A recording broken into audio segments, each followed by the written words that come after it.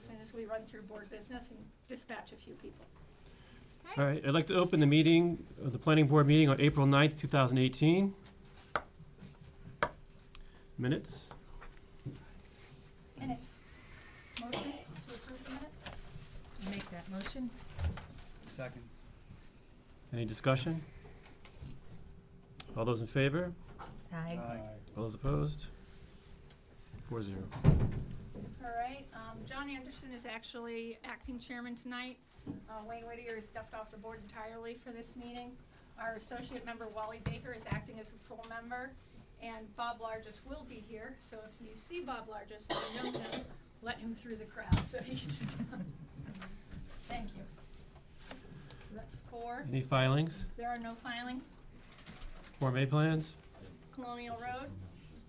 You have a plan, one of the ones in front of you is Colonial Road. The board previously approved 2 retreat lots on Colonial Road. Their special permits have run their appeal period with no appeal, so that is ready for a motion to endorse. That one just needs one additional signature. That's from last week, and that's the one you're acting on tonight.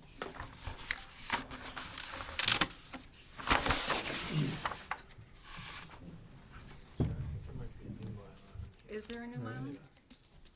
Does anybody have any questions Hold about on. this? No, this is the old Oh, Mylar. this is the, One off Colonial Road. That's the old These two one. This lots. is the new one? Yeah. You were usually Oh, we here. approve this. Yeah, we approved. Yeah, Who's gonna sign it? Hold on. Paul said he gave you an updated one here. Of this? Yep. There you go. Okay. So just sign the 4 and the Mylar. What's the difference, Jen? I think there was I'm not so sure, but I think it was the notes that you had asked. Yeah, I to have think added. Nudemacher asked for some revisions, just technical standards and stuff, so we made, I think, most, if not all of those revisions. There we go, Bob. Do we need a motion for this? Yep, a motion to we need a endorse, and then just per the latest revision date. Make a motion, we endorse the plan, division of land of 21 Colonial Drive, Sutton, Mass, dated November 15th, 2017, The revision date. revised March 7th. Second. Second? Any further discussion? All those in favor? Aye. All those opposed? Abstain? This is a special permit, we all gotta sign it. R1, R1, You're abstaining because you just arrived, right? This is a special permit, we all gotta sign it. Actually, it's a Form A, you just need one signature. So John is you. acting chair, so you can sign that. And then I just need, on this one, just, So this one's no good. This one's no good. Okay. That's the old That's one? the, base set, I think. So That can be signed later. that's Good here. date on, Here's- good date on I'll have Scott just put one more signature on it. today's the 9th, 4/9. Just did the, Actually, John 18. can put one on there too. It doesn't need one, but I don't want the registry to get confused. Slightly. yeah, An hour. So what you needed to sign last week? we did, This is what you wanted to sign last week? Yeah, yeah. alright. Last I meeting was in, date. I was in California last week, What was the last meeting date? So your voice is today. 2 weeks ago. Yeah, I almost took it right over. 3/26. So that should be the date here.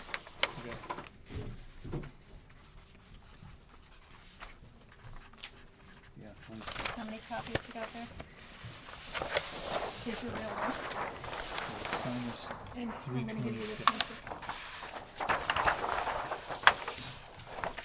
Can you sign it? 26, no, just you. Just me? Yeah.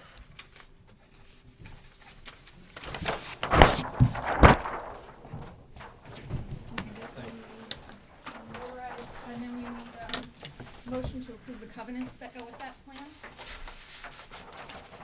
I'll make a motion that we, Approve the covenant?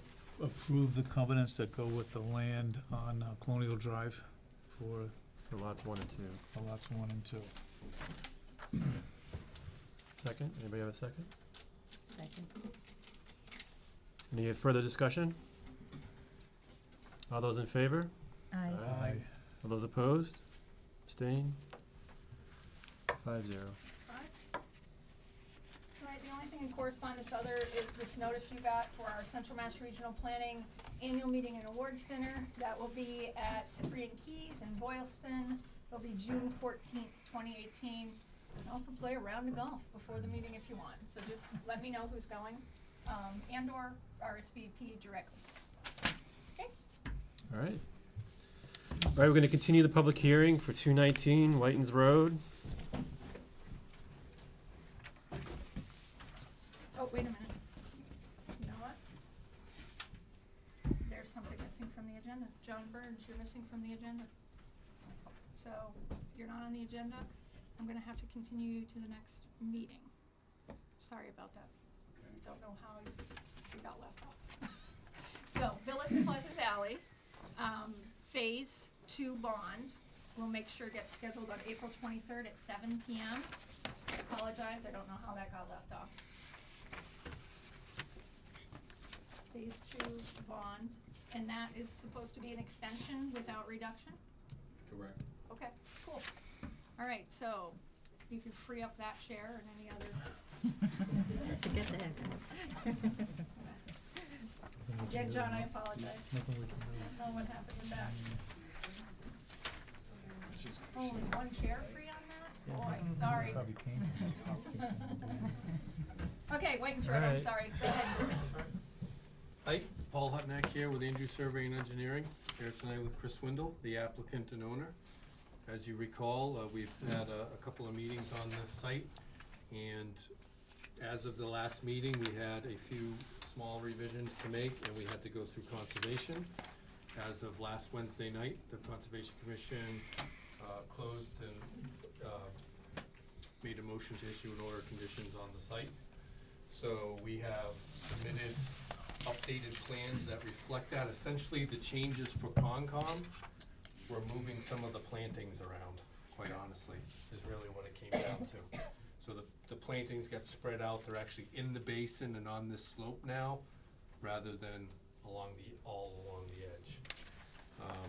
We met with Jen, myself and Chris on Thursday, the day after conservation, and essentially we added a few details to the plans and updated, one being updating the architectural plans. So we have newer garage doors with windows on them.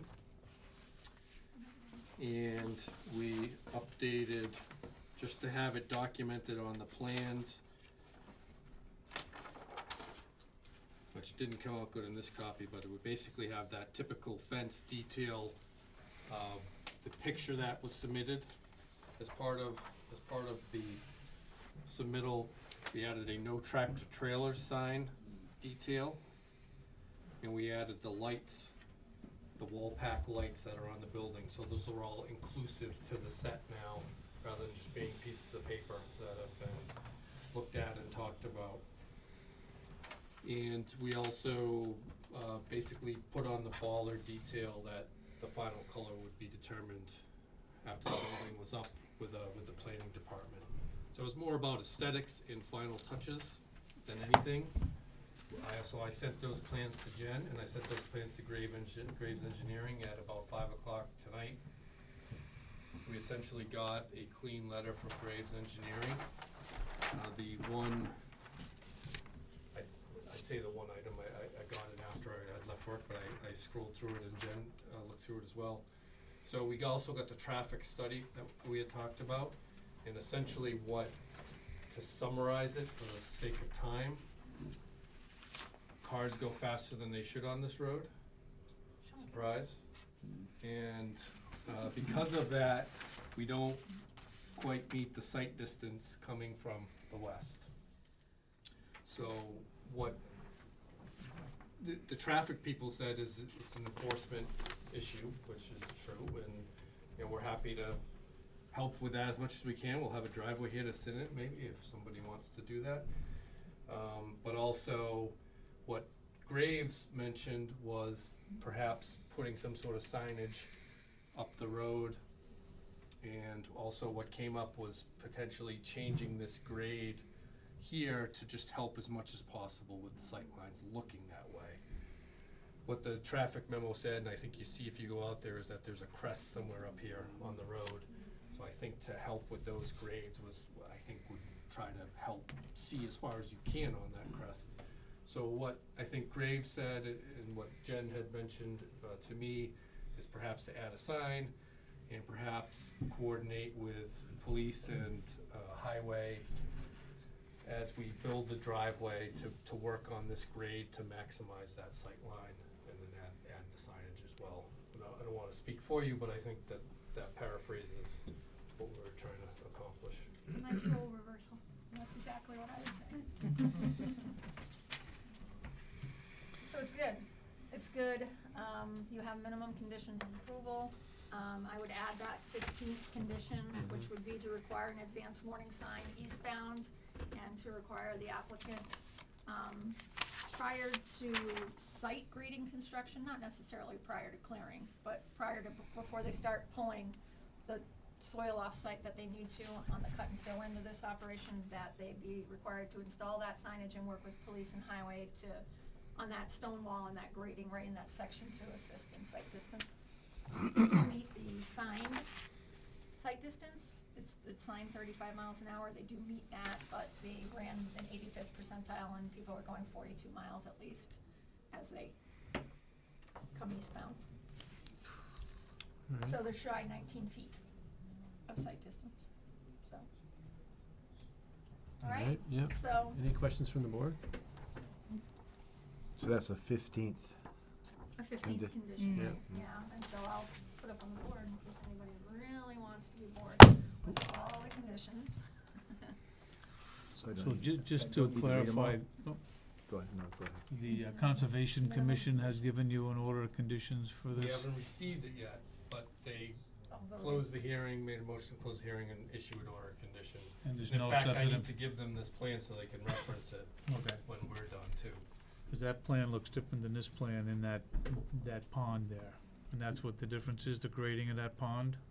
It's really just the plantings, to be Okay. honest, the grading didn't change. Yeah. I didn't give you this plan again, cause this is really just my presentation plan at this point. All of the comment responses that we've been working with this plan are now in the plan set that I gave to Jen, and I think we went over all of And that. that is under new stuff on your iPads. I sent that out Friday, and that's revised as of Friday, 4/6/18. Alright, So I've placed the minimum conditions of approval up on the board, and you also have a document, that is called minimum conditions Yeah. approval, and I believe I printed out a copy for you. So I would recommend those 14 minimum conditions, you can read them if you want. And then a 15th condition, which is the advance warning sign condition. alright. Do you have a motion? I'll make a motion that we approve this plan with the 15 conditions, minimum conditions. Do you have a second? Second. Granting site plan approval based on the plan dated, what's the plan date? The date is February 20th, revised through April 6th. 4/6/18 revision date. Does anybody on the board or anybody Yeah. present want to talk about any of those conditions or hear them out loud? Okay. So conditions 1 through 15, 15 being the advance warning sign. And who was the second? Me. So I'll call, okay? I'll call for a vote. All those in favor? Aye. All those opposed? 5-0. I have a motion to close the hearing. I'll make that motion. Second. All those in favor? Okay, let's free up a few more seats. All right, thanks very much. Appreciate your time through this Good job, process. Chris. Only two, huh? Sorry. There's also space for a chair over here too, if somebody wants to come hang with me. Might give you work to do, but. Alright, what time do we have this at? 7:10? Yeah, we're past that. Alright. Is there a chair? Are there chairs over there still? Feel free to, really. I don't bite generally. Look at it all. All right, we're gonna commence the public bylaw hearing, public hearing for the public bylaw. In accordance with the provisions of Mass General Law, Chapter 40A, Section 5, the Sutton Planning Board will hold a public hearing on April 9th, 2018, at 7:10 PM, the third floor of the Sutton Town Hall, 4 Uxbridge Road, Sutton, Mass., for the purpose of considering the proposed amendments to the town's zoning bylaws and zoning map as follows. I'm gonna bypass reading all the details. I think they're all up on the board up there. A copy of the full text of the articles and related maps can be reviewed in the office of the town clerk for normal hours. All right. Mr. Chairman, may I consult with you for a moment? Yes.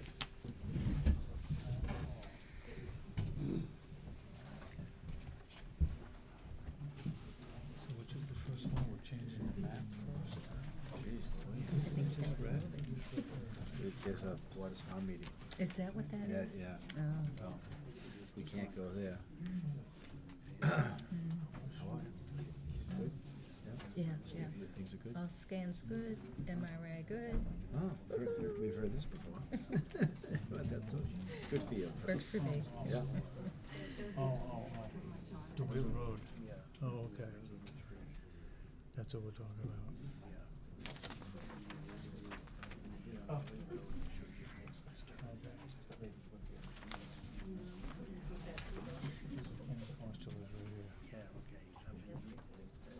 This is DeWitt. Oh,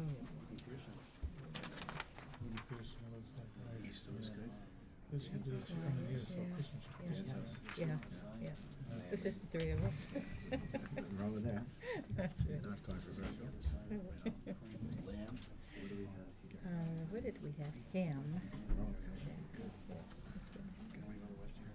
You have a full house? I won't put it Yes. on the other side of town. He has to have Easter. Week plans, eh? We're just gonna have to now for people that have interest in them come in and have This is, the center of town's over here. Say that again, I'm sorry. So many people out in the This is hallway. Maple. We're gonna have to How many are out there? have people come in based on interest, based on the article we're talking about. Yeah, okay, yeah. Put a few down here. Yeah, I could put a bench down here. Yeah, some more How many chairs. people in A lot. Unfortunately, the other room is full. It's full. If they would move fast. All right, we're just taking a pause to get some more chairs. And what we're gonna do is, based on the articles that you're interested in, you can stay in the room. And if you're not interested in that article, we ask that you shift with the people out in the hallway who are interested. So we'll be a little bit chaotic, but we're gonna make sure that everybody's heard and you know, can be represented. So this is gonna be a little challenging, because unfortunately, the larger room is already taken up for the There's room evening. down there here This- for chairs. Yeah, put 2 or 3. Let's try to get as many people in this room as possible. There's a couple more chairs there. Which one are we doing first? Marijuana. That's what we're doing first. Yeah. I thought you were trying to read them. A little bit more. That was for the, Doing the marijuana yeah, one first? yep, marijuana first.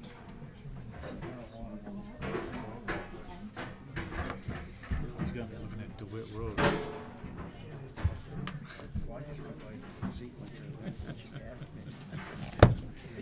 Probably get another row right there. Yes. Will it go in order of how it's Yes, on the thing? yep, And will all the solar stuff be done at each site individually? yes. Yes. So we'll wait outside so that will be.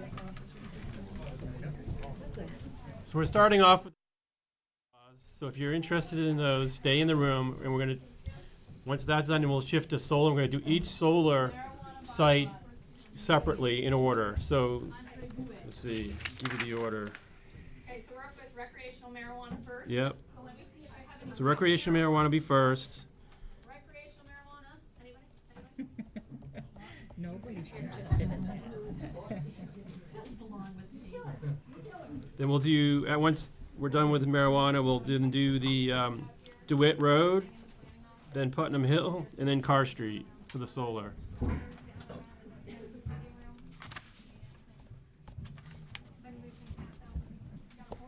Firefighter for training. So Jenny, you confirmed that everybody's out there, is all set? If anybody starts murmuring about rec marijuana, push them this way. All right. Nice job. Good plan. Sorry, rarely do we do fire department training the same night as planning board meeting. 'Cause it gets a little crazy. Never again. Yeah, that won't happen again. First and last time? That will be the first one. Okay, so, all right, on the monitor up there, I just want to go over just very quickly why we're even addressing this issue. So I'm going to start with just the two facts that, first, growing in and use of marijuana for individuals who are over the age of 21 years old for your personal use, it's legal, whether you're in favor of it or against it. It's legal in Massachusetts in accordance with specific provisions of the law. That cannot be altered at the lower level. So we are not going to talk about the evils or the pros of personal adult use of marijuana. Your ability to grow it, your ability to gift it, your ability to smoke it. We're not talking about that. All right? The second thing is, as has been legal for a few years now in the state of Massachusetts, medical marijuana is legal and cannot be prohibited in any jurisdiction in the state of Massachusetts either. The only thing towns can do is regulate where those uses can be allowed. Last year, Sutton adopted a medical marijuana overlay district. It's about 114 acres, known as South Sutton Commerce Park. That is the only place right now in Sutton where you can have medical marijuana establishments. You cannot limit what kind of medical marijuana establishments you have. You can only say where you can have them. If at some point that park gets totally filled up with buildings that aren't medical marijuana, we'll have to come back to town meeting and decide where else we would allow it. At all times, you have to have a location that's viable for medical marijuana uses, whether or not they come to your town. Okay? So again, we're not going to talk about medical marijuana tonight. All we're talking about tonight is recreational or adult use marijuana. So, what are we talking about? I just explained that. Why are we talking about it? State law allows cities and towns to decide what types of recreational marijuana facilities they want, what they don't want. You have three choices. You can prohibit all types of recreational marijuana facilities. This requires, like any zoning change, this requires a 2/3 vote of those present and voting at town meeting. Let me just give you a little example. 200 people show up at town meeting, only 100 of them raise their hand for or against. You only need 2/3 of those raising their hand, not 2/3 of those sitting there, okay? So it is easier to get something passed if people don't vote, okay? Prohibit some types of uses or allow others. There's your second choice. So we'll go over in a second the few types of uses we're talking about here. You can choose to say, nope, we don't want this. Yep, we're good with that, okay? Or do nothing. This is your third choice. However, if you do nothing, the state is already accepting applications for permitting of recreational marijuana facilities. They started that on April 1st. If you do nothing and a recreational marijuana establishment comes to your town, they can go anywhere where a similar use is allowed. So if a recreational retailer, marijuana retailer, a pot store comes to your town, they can go anywhere where any other store is allowed in the town of Sutton. If a manufacturer comes to your town, they can go anywhere else where any manufacturer could go. So it's a much broader exposure. So obviously the planning department, and I would venture to say the planning board, does not recommend doing nothing. Not being able to get a 2/3 vote on one of the things, option 1 or option 2, is the equivalent of doing nothing. So if you cannot get a 2/3 vote on something you propose, you've just done nothing and you're exposed. We have a moratorium in Sutton. We voted it last year until Halloween of this year. You really can't go much later than that on moratoriums, especially because Sutton's already brought a full prohibition to vote and that failed.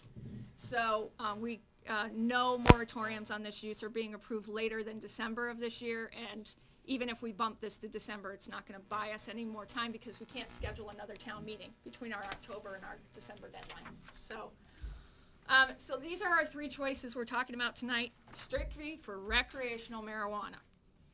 These are the types of marijuana uses we're talking about. A marijuana cultivator, that's somebody that grows. These, just so you know, these 70 pages of small type are the current regulations on recreational marijuana that the Cannabis Control Commission put into place. They're pretty interesting, they're pretty strict. I'll show you some pictures in a minute and you'll notice that what you see in those pictures doesn't look like a lot of pictures you see out of California or Colorado because the state has already approached both medical and recreational marijuana, aesthetically anyways, from a very different angle. These are obviously online or available if you want to see them, to see what the state's already doing for regulation. So, marijuana cultivator is growing marijuana.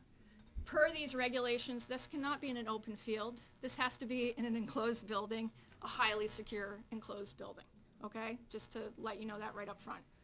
Marijuana product manufacturer is somebody who takes the marijuana plant and makes it into a product, whether it be, you know, a joint for somebody to smoke, or it's boiled down and made into a tincture, or it's made into a gummy bear, or whatever you might make it into. Brownie, you know. Marijuana retail is a storefront or delivery.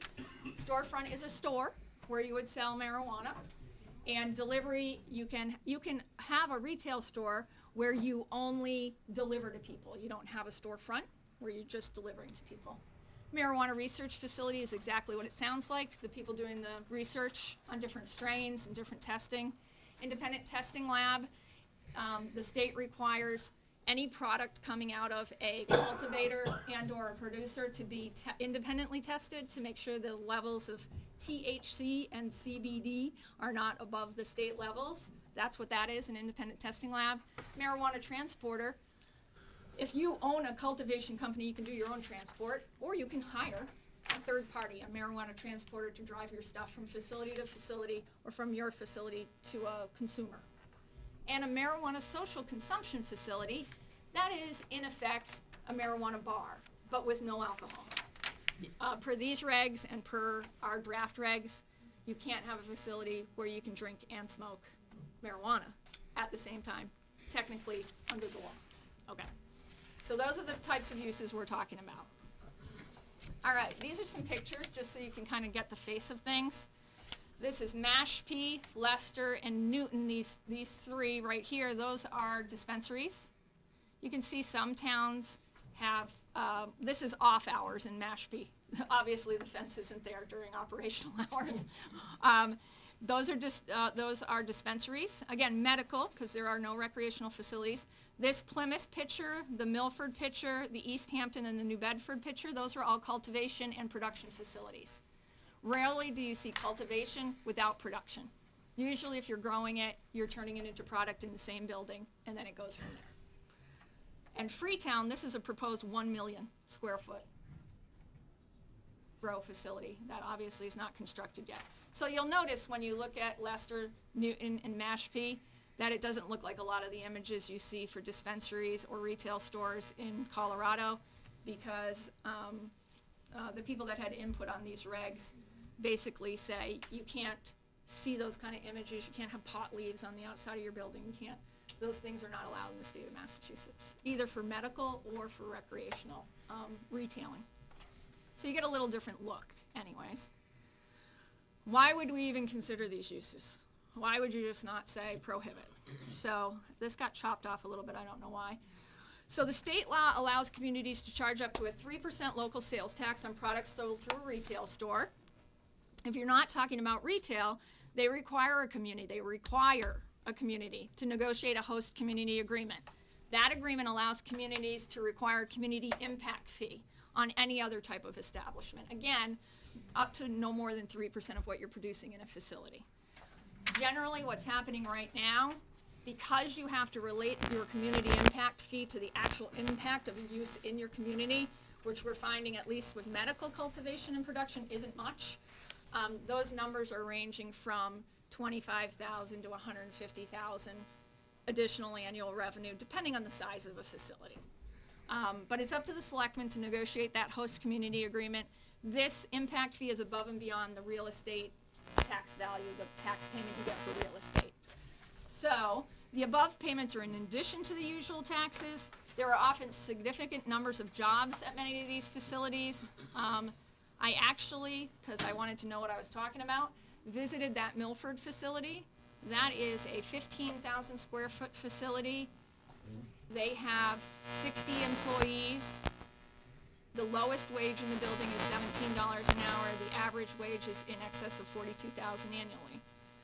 Because, as this last thing sort of says, jobs at many of these facilities require specialization or education, so they typically pay a little bit more. You've got grunts who are hauling around plants, but you also have botanists, you have a lot of chemists, you have a lot of engineers, you have a lot of interestingly skilled bakers. So those are the reasons why you might consider allowing the use, but that is up to obviously each person and each voter as they sit there in town meeting to decide whether they think that increased tax bump and those kind of jobs and job numbers are worth any issues they have with the use. So there's your choices laid out. Prohibit all types of the facilities, which requires a 2/3 vote of those present and voting at town meeting. The first attempt did fail. Prohibit some types and allow others, again, requires a 2/3 vote. And this, if you want to allow some, you should also formulate a local regulation like we have for medical marijuana. And you'll see in the articles, these are some copies of the actual article language if you want to pass them around. And as you leave, if you leave, you can pass them to people that don't have them. You'll see in the language that we're proposing, there is regulation in there if we do allow some of these uses, or you can do nothing. And we've already said that's probably not advisable. And this is your zoning map in the town of Sutton. The town is 92+% rural residential, that's the white area. The red area is business highway. Things like the CrossFit are in there, the Pleasant Valley Crossing is in there, all the stuff along 146 more or less, other than Myers Industry where the big crunchy machines are, that's in the yellow. The big construction machines are in the yellow. And the orange areas are office light industrial where you have industry and retail and general business. So, as I said before, if you do nothing and a retail store wants to come to Sutton, they would be able to go anywhere that's orange and they could go anywhere that's red. If a manufacturer came to go to town, they could go anywhere that's green, anywhere that's orange, and anywhere that is yellow. So right now, medical marijuana only goes right there in that industrial park. So to the west of Route 146 and north of Whitens Road. Okay? So, and that is where in one of these bylaws we propose that if we allow any recreational uses, those also be restricted to that limited area as well. That at least for the time being and maybe for forever, that you keep a limited area. Okay, so, and all of this is on the town's website if you want to review it on your own.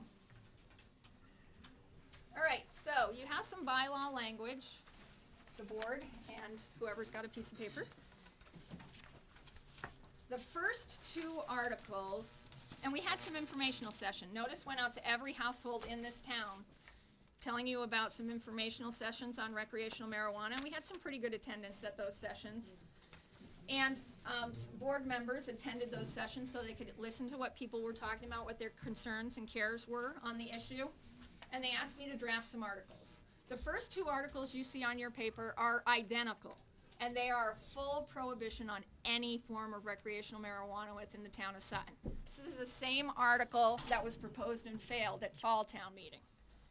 Now, the next article, the third article, is revising our medical marijuana regulations so that recreational marijuana uses fall under it. And the most important page on any of that, and I'll call it up on the screen, the most important provision is the prohibited use section, sorry. Right now, the prohibited use section here says we're only gonna prohibit retailers and marijuana establishments where you can consume marijuana on site. So that's a marijuana social consumption establishment. So, these are the two proposals that the board is currently bringing to town meeting. Now, they'll hear your input tonight and have their own discussion. They can add to prohibited uses, they can take away from prohibited uses, they can decide, because these are board-sponsored articles, that maybe they don't even want to bring the prohibition articles forward to town meeting. And they can recommend that those articles be tabled and recommend against them. So that's the main thing we're doing tonight in this part of the hearing, is hearing input from anybody who's here who wants to speak on the topic. And remember, we're not talking about adult personal consumption of stuff you're allowed to grow yourself or medical marijuana, just kind of commercial and industrial size and grade recreational marijuana establishments. So the board is gonna hear your input, have the discussion, and they can decide, they have to, by law, they have to make a motion to recommend town meeting approve an article, recommend town meeting approve an article with amendments, or recommend that town meeting defeat an article. Now, since these are their own articles, if they were gonna recommend town meeting defeat an article, they could actually just pull the article altogether. But that's all part of this process, and it can be confusing if you don't see it too much. So, ask questions. Whenever you get ready to speak, your name and your address, please, for the record. All right. So this is Articles 1, 2, and 3 on that, on tonight's agenda. That's what we're talking about right now. 1, 2, and 3. Which is 15, 16, and 17. 15, 16, 15. Article 15, 16, and 17 in the handout, numbers 1. Can you just check that on the hearing notice? It's Articles 1, 2, and 3 on the hearing notice. Can we just double check that? Actually, here, right. Public hearing. 1, Yeah. 2, 1 and 2. 1 and 2. Yep. Yeah, because 1 encompasses both the prohibition articles and the allowance article. So it's 1 and 2. All right. And we're What also, on the, just so you know, let me see. I think she did a great job. No, that's it. No, actually, yeah, 1 and 2. Yep. See if there's anyone that's confused. Yep. All right, before we get started, does anybody have any questions based on the presentation that Jen gave and the information? Any clarifications? Okay, Robert Mackey, 15 DeWitt Road. My question is, right now, with the establishments that are looking to come into town, what type of establishments are they? You know, are they for using marijuana right on site, or are they just for selling it and distributing it? The only establishments that have expressed an interest in the town and have been before the Board of Selectmen to ask for this letter of non-opposition and to commence that host community process are cultivators. Those cultivators would also produce inside their facility. As I noted, you rarely have somebody that just grows. Usually they grow and turn some of that into product. They may sell some to another facility, but they were just doing cultivation and production, no retailing. They have three medical distribution locations outside of Sutton that they would be sending their product to. I see. Any other questions? Bill Marquis, 37 Trillium Run. Jen, is there a downside to a full prohibition? Are we at risk of any kind of lawsuit or anything if the town says? No, the law is written to allow towns to choose what they want. So no, if you Except vote a management. full prohibition, you just need that 2/3 vote. We already know it's in the proper written format for the Attorney General, because anything we do on the town meeting floor ultimately goes to the Attorney General to check, make sure it's in concert with Mass General Law. So we already know the article's in the right format. Thank you. Anybody else? Just on 9 DeWitt Road, the top line revenue, did we get a percentage of that number back as revenue towards taxes, 3%, or does that change fluctuating if it's not retail? If it's a retailer, you can request the full 3%. And if you're looking through the articles, you'll see a draft article that would allow the town to accept the provisions of law that allow them to take a full 3% if establishment comes to town. If it's not a retailer, it's up to what the host community agreement says. The reason I said it's usually 25 to 150,000 depending on the size of the facility is it's often not a full 3%, because those numbers are just huge. That 15,000 square foot facility you saw in Melford produces about $5 million worth of product every year. So 3% of that is a big number for such a little building. So the numbers fluctuate, and it's according to whatever the Board of Selectmen can negotiate. And this new law on recreational marijuana says that is considered, for non-retail, for a grower or a producer, that is considered a community impact fee. And there should be a rational nexus. There should be a relation between what you asked for in the community host agreement and what the actual impact of the establishment is on your town. I did have our police chief call 3 communities that have significant cultivation facilities, Milford, Plymouth, and Lowell. And he quoted one of the police chiefs as saying, there's no issues. There's just no issues. Because this requires that there's so high security. I actually called one of the towns, and it was just a dispatcher I talked to, I found out later. So I don't know, dispatchers can be part-time or whatever. They said, there's a cultivation facility in our town, which I thought was kind of funny. So sometimes but the deal is, if an establishment agrees to that host community agreement, it's locked in stone pretty much for 5 years. It can be renegotiated in year 6. And at that time, you might get the operator pushing back. But if they signed it in year 1, for whatever number it is, they're pretty much stuck with it for the 5 years. Year 6, if there's not a lot of impact, and you don't know where the market's gonna be at that point, what's going on out there, they may try to negotiate that number down. So you're only locked in for the 5 years, initial years of the host community agreement, then it's up for renegotiation. Most operators are gonna offer you something, but that number can certainly fluctuate as you go through time. Absolutely. If they wanted to expand the business, say to distribution or anything else, they'd have to come before the town and again, there'd be a special meeting required. They have to go to the state first and get an approval at that level, and they have to come to the town as well, yes. All right, any other questions? Okay, so I just want to make sure everybody's clear that the board is here really tonight to consider recommending that the town, at town meeting, prohibit marijuana. That's the local bylaws that are written today. We have consideration. What's that? There's 2 choices. Yep. The board will either recommend that the town prohibit all forms Yes. after this discussion, or they'll prohibit only retailing and on-site consumption. Now, during this process, as they hear you and think about it, they can add more prohibitions, like they can start picking and choosing and saying, well, we said retail and on-site consumption, maybe we don't like production. Well, so they could add in production as a prohibition. That would, in effect, probably prohibit cultivation, because you almost never get cultivation and production separately. So they can add things to that prohibition paragraph that I told you was the most important paragraph of that bylaw change. So, or the board can say, you know what, let's recommend a run at full prohibition. John? They could also do both. They could say, you know what, let's recommend full prohibition, but we'll have that article as backup.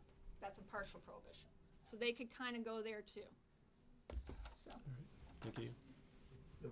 Through the chair, and the board is well aware of the fact that a community host agreement that was negotiated 2 or 3 years ago was the 150s. There's a whole bunch of community host agreements. We're not gonna be getting lots of money. There's so many of these things now. The market's flooded, so I don't want anyone to think that it's that magic lottery ticket that's gonna solve all of our problems. There will be money, but they're pretty shrewd and they're getting good at it. Yeah. Some of the old host community agreements were in excess of $400,000 a year. You're not gonna see that number again. Right now, like I said, we're negotiating between 25 and 150. Now, if you go from medical to recreational, of course, your user base is expanding, one would guess. So your production numbers might be going up. So we don't know. The fact is, we don't have any numbers based on recreational retail, because they didn't even start taking applications until 2 weeks ago. So that's just what we know from medical, that it's 25 to 150 right now, where it used to be as high as 500,000 on some of these host communities. So, Right. but like Bob said, I mean, there seems to still be a lot of interest in people building them. And Milford is already looking to go from 15,000 square feet to 150,000 square feet. So there is demand, without a doubt, and they're anticipating more demand as the market expands. But there's an equilibrium point, and who knows where that is. Colorado says they haven't hit it yet, but All right, so what I'd like to do, before we start taking public comment, is I'd like to ask if the board has any questions or comments that they want to make before we get started. No? All right, so I'll take questions from the public. I ask that you try to be as brief as possible, because we have a lot of people in here. I want to make sure everybody gets their voices across and their concerns or any questions. So who wants to go first? Robert Undermarker, 24 Singletary Ave. I think any decision on a project such as this, and the other ones that we're gonna talk about tonight, should not be based on how much money the town is gonna make on it. Because my experience, it just doesn't seem to work out. And in particular, in the future, if this business fails, then we're on the hook for that amount of money that we've been receiving in the previous years, and it is a difficulty for the town. I personally do not favor this, any marijuana of any sort in the town, and I will vote to prohibit it. Anybody else?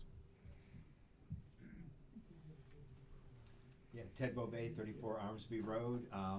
I'm more in favor of that partial prohibition. I think, to me, the issue is more on the on-site consumption and retailing side. And once you get into a commercial use of growth and production in an industrial park setting, with the prospect for some employment, again, I don't think those, as impact fees are necessarily gonna be a lot of money, but there is, property tax revenue and there is employment associated with it. Whether town members choose to consume it or not is somewhat moot. I mean, people don't necessarily drink alcohol, but alcohol is sold. So it's a state legal product at this juncture, despite the way the town may have voted in the statewide election. So I'm just looking to the future. I see it as a potential legitimate use with those restrictions. Thank you. Anybody else? all right, we did receive 2 written comments, and I will, well, Mr. Bove was one of them, so he just spoke for himself, so he just saved the reading of that. And we did have a second written comment. Anybody got that up on their iPad? I do, not on my iPad, but I do. Oh, you got it up in your, I love that, low tech, excellent. So if you want to read that comment into the public record.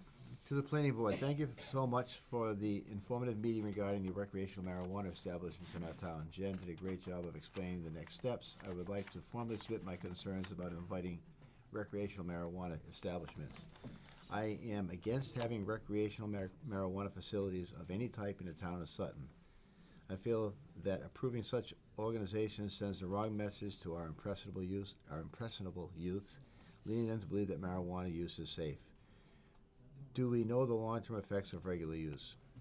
How do we guarantee that people frequenting the recreational facilities and purchasing pot are people using the product? How does law enforcement regulate people operating vehicles under the influence? What are the public health implications of opening up the approval of recreational use? In 1978, the THC levels were 1.37%. Today, the THC levels are as high as 28%, depending upon the strain and delivery method. The bottom line is that the pot today is not the equivalent of the pot that was available to generations ago. If prohibition is not an option. It is imperative that the facility is held to strict standards regarding noise, light, and air pollution.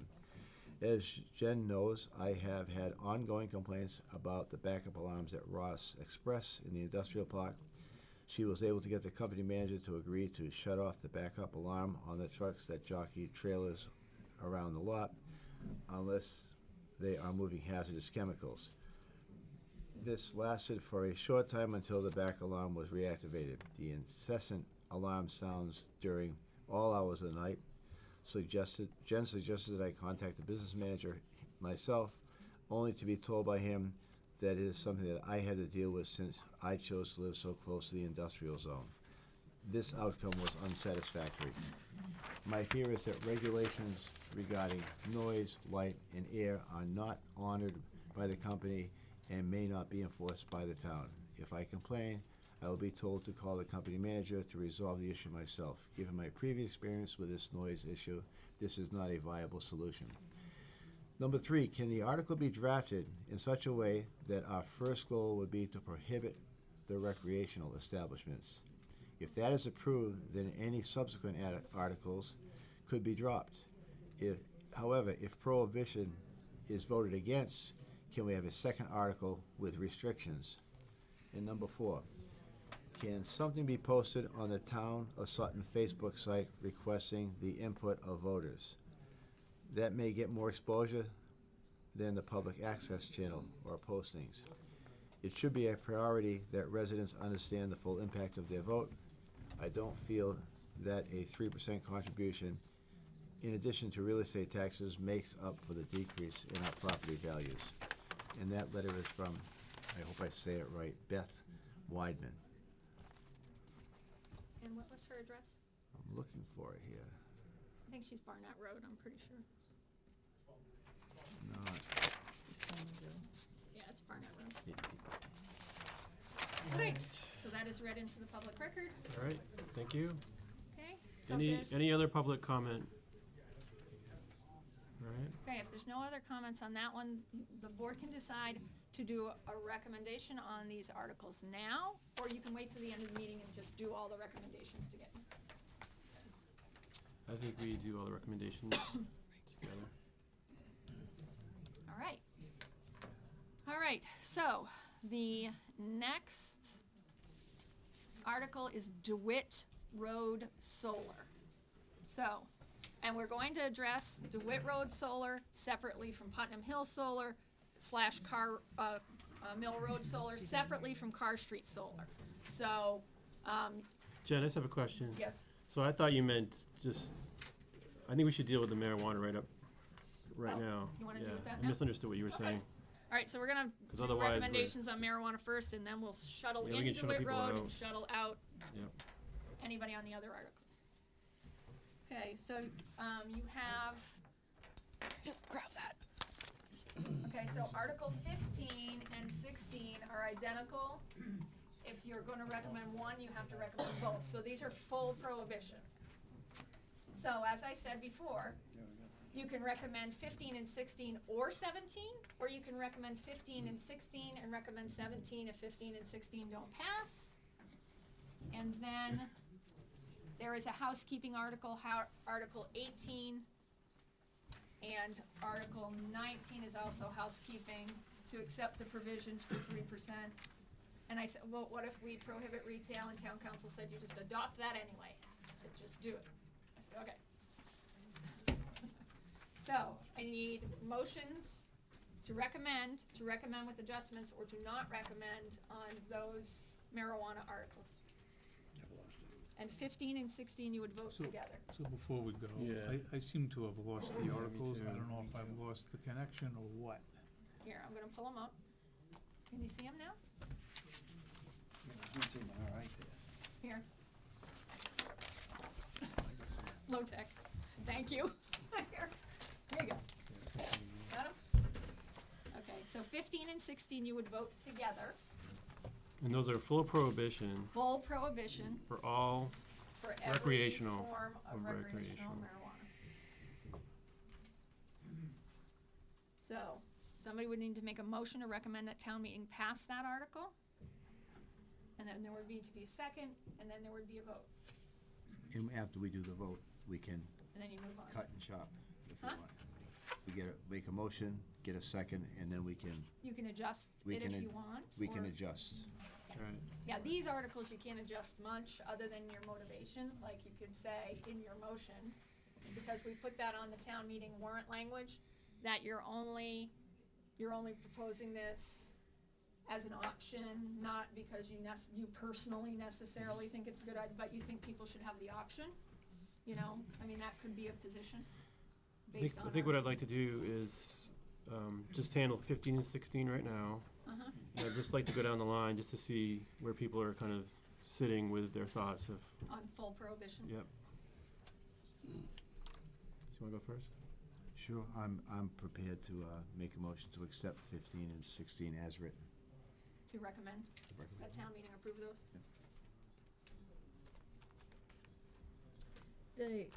The article, talks about marijuana cultivators, and this is for recreational. Yes. Yeah. Medical cannot be prohibited and is allowed in our medical marijuana overlay district. I agree. What about you?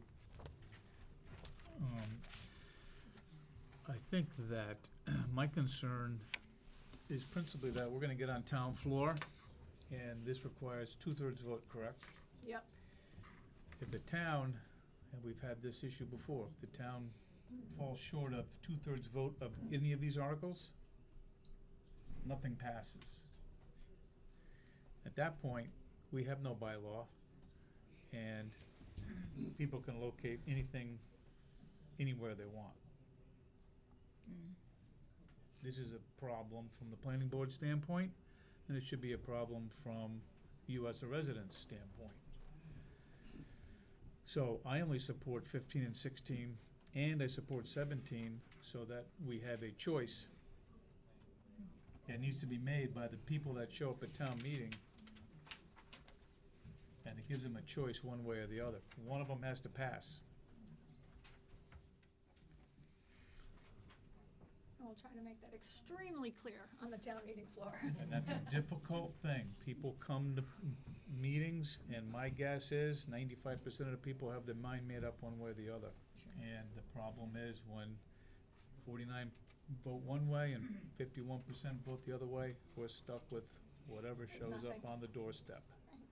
That's an undesirable planning board position for the town of Sutton.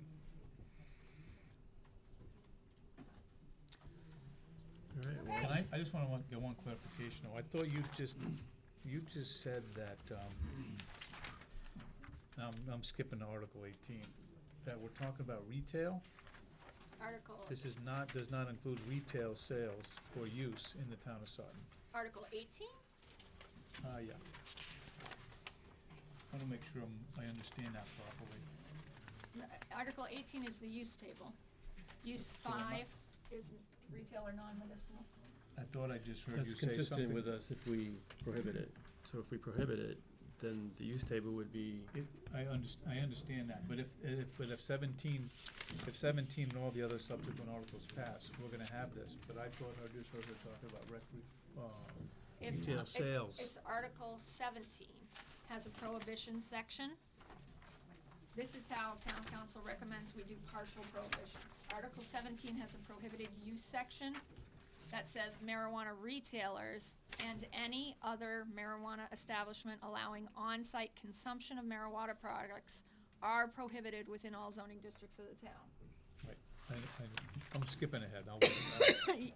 Yeah, sorry. yeah, let's stay, so, let me just make sure, so 15 and 16 are complete prohibition. If we vote to then recommend that the town prohibit at the town meeting, what happens with Article 17 then? Huh? What happens with Article If 17? you get a 2/3 vote that to allow prohibition, For 15 and 16, the planning board would pass on over- 17. would Right, I vote just wanna to make sure everybody's pass clear on over that. 17. Yep. And is this the order, this is the sequence on That's floor? up to you. You That's can, up, so you can that's, decide to switch the order around. So if you get a partial prohibition vote, you just pass over full prohibition. There's gotta be a chicken and an egg. And usually you go more restrictive, less restrictive, because usually that's how it works in the town meeting floor. You get a people that are like, I don't wanna be that restrictive, and you don't get the This is a safety 2/3 net vote. if we don't get to 2/3. If you don't get a 2/3 on full prohibition, you have the backup article that is a partial prohibition. It's a little less restrictive. That's usually how you do these things in order. But as a board, you may feel you would rather have partial prohibition and then full. It But if usually doesn't work that if we way. don't get full prohibition, we can still add some prohibition based on specific uses in Article 17. Article 17, you already have 2 prohibitions, but you could add more if Add you felt more. like it. All right. So my perception is this 15 and 16 should come after the allowance. That's how I see it. Yeah. My guess is that more people are inclined to support 17 and beyond than 15 and 16. But Need a this is majority quite a opinion on that. quandary. Yeah. This is gonna be confusion to the fifth power. Yeah, that's what I'm worried about. It's gonna be confusion. idea for Wally and for me. Yeah, Wally? I think I share the concerns with the rest of the board. Primary concern is we're not gonna reach a decision on anything. And then we're just up to whatever state law says, and then we can't do anything about it. So, I guess my feeling is we'll go with the most, 15 and 16, and then have a fallback position with 17, because it is less restrictive if we, do get to that point. I don't know if you saw the numbers from the vote from 2016 here in this community, I can show you those. which were impressive. 89% of the town voted on the state ballot, and the difference between There you go. being against and in favor There's- is 65 votes. Which now, That was the full prohibition vote. That was I mean, for that was full the state, prohibition, that but- was for recreation in this state. So you can see how split the town was, with a lot of people in this town voting. 65 votes. So unless the town floor is packed with one opinion or the other, it's probably gonna vote just like that. And nothing will pass. Which will mean Nothing will no pass. regulation. so there'll be no regulation. Okay, But Article 17 will provide some regulation, though. if 17 gets passed, If they understand it, yeah. It's yeah, passed. if 17 passes, you'll prohibit retail and on-site consumption, and you'll have regulation of any use that comes into the MMOD, into that one limited area of town. Yes, so that's your fallback. Great to hear from you. Yeah, I think I share the same opinion that we vote to recommend the town prohibit 15 and 16 and then have the fallback with 17. Okay, I'm hearing a majority with that opinion. And leave them in the order they're in is the Yep. majority I'm hearing. Is that correct? Okay. So I need the actual motions now. So a motion to recommend town meeting approve Articles 15 and 16. And you can say, with 17 as a fallback position, you can say that in your motion, if you want. Okay. I'll make that motion. Second. And I want to discuss Article 17 on its own when we get Okay. through this. But your motion includes that 17's a fallback Yes. consideration, all right? Okay, so recommend town meeting approve Articles 15 and 16 with Article 17 as a fallback if you don't get a 2/3 vote. By Bob, seconded by Wally Baker. Vote. Any other discussion? All those in favor? Aye. Aye. All those opposed? That's unanimous. Okay. Article 17 is the language. Now, what you see in that article is you already have medical marijuana regulations. These are exactly the same as your medical marijuana regulations. I've just added in all the references to the law, to these regulations for recreational marijuana, and the laws that regulate recreational marijuana. And we've added section 3, which is the prohibited use section. So they're the same regulations, just with additional references and prohibited uses. many of these regulations are already in the state regulations, but as we did with medical marijuana, we really felt we should have our own regs, even though they're the same as the state, that we should mirror those regs and, you know, just so any establishment knowing, coming in knew that they weren't just gonna be monitored by the state, they were gonna be monitored by the town. Okay? Yep. So 3 is the big change there, but you'll see additional references to the Cannabis Control Commission, because the Department of Public Health oversees medical marijuana right now. Cannabis Control oversees recreational marijuana. The CCC will oversee all of it soon, but right now you have those 2 regulatory bodies, so that's how that's written. And there's different sections of law, so I had to add all the sections of law that relate to recreational marijuana in all of these references all throughout the bylaw. Otherwise, it's the same. Can you just put up the overlay district where this is allowed? Sure. This is an overlay district that appears by description. The overlay district, It doesn't show on a map, but it should, there is a medical marijuana overlay map in the town clerk's office, but your medical marijuana district, I forgot my little pointer thingy and everything, sorry, is South Sutton Commerce Park, is the medical marijuana overlay district. So you come off the last exit in Sutton, and that first right turn takes you into South Sutton Commerce Park. This is Gilmore Drive. So the medical marijuana overlay district is this area, this 114 acre parcel in the office light industrial district only. So it's that is the medical marijuana overlay district. That is the proposed marijuana overall district 2. So medical can only go there now, and the proposal in this bylaw is that recreational can only go there right now.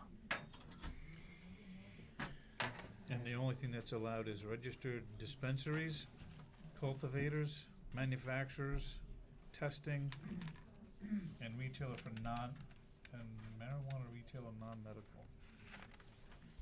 So What does these, that on mean? this list, what the bylaw is proposing is you would allow cultivator and manufacturer, you would not allow retailers, you would allow research, you would allow independent testing, you would allow transporters, you would not allow social consumption. What's my problem? Can I ask a clarifying question? Yeah. What does that say? Would this allow for the medical and recreational to be in the same building? That's in accordance with state law, usually yes. Okay. But they have to apply to the state, combine them, That's for 18, and then, which is, yeah. That's the next one. so 18 would be to support 15 and 16, Okay. right? I'll help you with that. Right. Kinda weird. Yeah. All right, let's just focus on this piece. Okay. So I want to go down the line within the planning board to find out if you feel that we leave this bylaw as is, or if there's any other prohibited items that Jen listed up there out of the manufacturing facilities that we'd want to add to the prohibition list. So, Wally, you want to go first? Yeah, So, I think this part is quite complete in terms of, you know, having a medical person, we've got it confined to a very small area. It won't be in other areas, we may not want this type of activity going on, so I would leave it alone. okay, I agree. I'll pull that list Same. back up, sorry. I fully support Article 17 as written. As do I. Do I have a motion? Make a motion to approve Article 17 as written. So we recommend town meeting approve that as written. Do I have a second? Second. Any further discussion? All those in favor? Aye. 5-0. All right. Next article, I think I know where you're getting hung up on the next article. Okay, so this is a housekeeping article, but we just need to make sure it's worded correctly. Whenever, the most important part of your zoning bylaw, the zoning bylaw says what you can do, where, and how it's regulated. So when you open up your zoning bylaw, the most important section is the use table. It tells you what you can do and where you can do it. If something's not listed, it's not allowed. When you open up your use table, even if a use is prohibited, whether it's prohibited or allowed, you should not have to go looking through the rest of the bylaw to find that. You should be able to look at the use table and go, there's the use, there's a line through it, it's prohibited, or there's the use, there's a line, but there's a little asterisk. You shouldn't have to look for it. Right now, when we did the medical marijuana bylaw, we didn't adjust the use table, so it's still only allowed in that little area of town, and it's still regulated in accordance with the bylaw, but if you opened up our use table right now, it would look like medical marijuana is not allowed anywhere in the town, and that's not proper in terms of formatting in state law for your bylaw. So this just adds registered marijuana businesses, which can be medical or recreational, and they're specified here. Right now, it says it would look like it's a full prohibition in every district, but you'll see there's a number 2 next to anything that says medical. And medical, there's a little footnote, it says this use is allowed by special permit in the marijuana business overlay district. The same thing, and the reason there's a 2 next to non-medicinal is because the same exact thing will apply if number 17 passes. If number 16 and 15 pass, the board will recommend an amendment to this article to take the little 2 off of non-medicinal, so you'll see with the dashes that it's prohibited in every district in the town. So it's just a housekeeping article that will have to be adjusted a little bit if the full prohibition passes. So that when you look at this table, you'll go, okay, medicinal, you can do it in an MMOD district, and recreational is prohibited everywhere, okay? So that's accurate if you allow some non-medicinal, and if you don't, then we just need to tweak it a little bit before we vote it. So again, when you wanna do a motion to recommend, you would just include that in your motion, that this be tweaked. If Article 15 and 16 passes, that we tweak this article to show a full prohibition of non-medicinal townwide. Otherwise, it stays the way it is. All right. Does anybody have any questions? I got a question. In this zoning book that I'm looking at dated October of 2017, there is a section I. There is a section I. Yeah, so this is, you'll see what it says, section I and following sections, renumber the exist sections accordingly. So we're inserting it into the right position in the table and then scooting everything else down. So that'll be IJ. Just accessory. Okay. Accessory uses always comes last. Okay. Any other questions from the board? This one? Nope. All right, do I have a motion? I'll make a motion that we support Article 18 with a the second? backup plan. Jen talked about. Second? Wally's I second? got that. Revised wording if number 15 and 16 passes. Yeah. Any other discussion? All those in favor? Aye. Opposed? Okay, 5-0. Okay, and 19 is just, like I said, I didn't get the sense from the informational sessions or past board discussions that retailing was going to pass, so I asked town council, why do we need that? That this is the catch-all provision of law that allows you to pull a percentage of anything, cultivation, retail, anything, even though it's worded like it's just about retail. So he said, you need to adopt it if you're gonna have any recreational establishments in your town, or you're not getting a percentage of revenues. They get paid the big bucks to advise, so All right. there's no downside to adopting it. Any other questions on this one? Don't know if it's actually All right, do I have a necessary. motion? I'll make that motion. Do I have a second? Second? Any further discussion? All those in favor? Aye. All those opposed? 5-0. Okay, now we're gonna move on to Mackey, right? Is the solar article on Mackey. So can we make sure anybody in that hallway who wants to speak on the Mackey article is in this room? Which one's that? Card? That's DeWitt Road, DeWitt. right? That's the next one? Yep. And anybody who's not on Mackey, shift out. Yes, Mr. Mackey? You need to stay here. So come on up in the front. I'm Robert Mackey. Oh, This no, is- no, no, no, not yet. I gotta make sure all the right people are in there. Everybody else chipped up? Gotta go to the I gotta go, okay. head of the class. Come Can you on. close that window a little bit? Yes.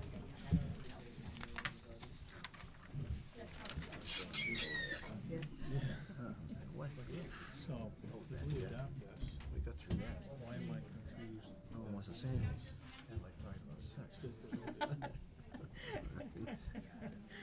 a motion that it's okay. That's that question. You know what I'm saying? We got 1, If we adopt 17 3, and this, there's 2 in the this is front allowed row, in there's 1 the here. If anybody wants to come in on that, You might lose your seat. come on in. Sit down, We'll be take a leaving hold anyways, on. right? You're Talk supposed to. about it at the end of the meeting. Going up front? Alright. Just do it. There's a lot. Just do it. Do it. 180 acres. Alright, now, the first thing we're gonna do is have somebody just read the actual, that one section from the hearing notice. I should have it here. Alright. To add 138 plus or minus acres at 15 DeWitt Road to the solar photovoltaic overlay district, where large ground-mounted solar systems over 250 kilowatts are allowed. Okay, and now I'm going to just, pull up just the aerial, okay, Mr. Mackey, of the land. It's that's right in the middle. Okay, so on the right-hand side is West Sutton Road, and DeWitt Road is that little kinky thing that comes up off of West Sutton Road. The road all the way to your left is West Millbury Road, and the DeWitt property with the little pond in the middle of it, the Mackey property, 15 DeWitt Road, is that large, massive property with the pipeline easement, that red slice you see on the west. That is the Mackey parcel. That is the parcel we're talking about. So, with no further ado, Mr. Mackey. Thank you. My name is Robert Mackey. My wife Verna and myself, we own and we live at 15 DeWitt Road. It's a large parcel of land, 138 plus or minus acres. We're asking to be considered that we'd be allowed to take and lease part of the property to be able to have a solar farm there. It'll be kind of in the northwest corner of where the property is. You can see that with the property, you can see really how it's just a little corner up there. It's in an area that has very, very little impact on any of my neighbors. Nobody's gonna see it. I'd like to take and ask if Mr. Barry Salto. I'm terrible with names, I'm sorry. Anyway, he's a professional engineer, he's the Chief Development Officer for Protec Energy Solutions. It's to his company that would be leasing that land. It would be a 25-year lease, and it would have additional 2 5-year extensions. 2 5-year extensions to that lease. And I'd like to ask permission, if it's okay, if he can speak in our behalf and show everything and answer any questions that anybody would have. He's very involved in it, he knows the land, they've done many projects. He could probably answer, I'll say, just about any questions that anybody would have. Mr. Chairman, if I can just, Mr. Acting Chairman, if I can just preface the discussion. So the request that's been made by petition, by a citizen's petition, is here on the board. You're asking to add your parcel at 15 DeWitt Road, approximately 138 acres, to the solar photovoltaic overlay district. I wanna just explain just for 2 seconds what that means, and it will be the same meaning on all 3 articles going forward. So again, this is the zoning map of the town of Sutton. Right now, you cannot per state law, here we go again, you cannot prohibit solar installations per state law.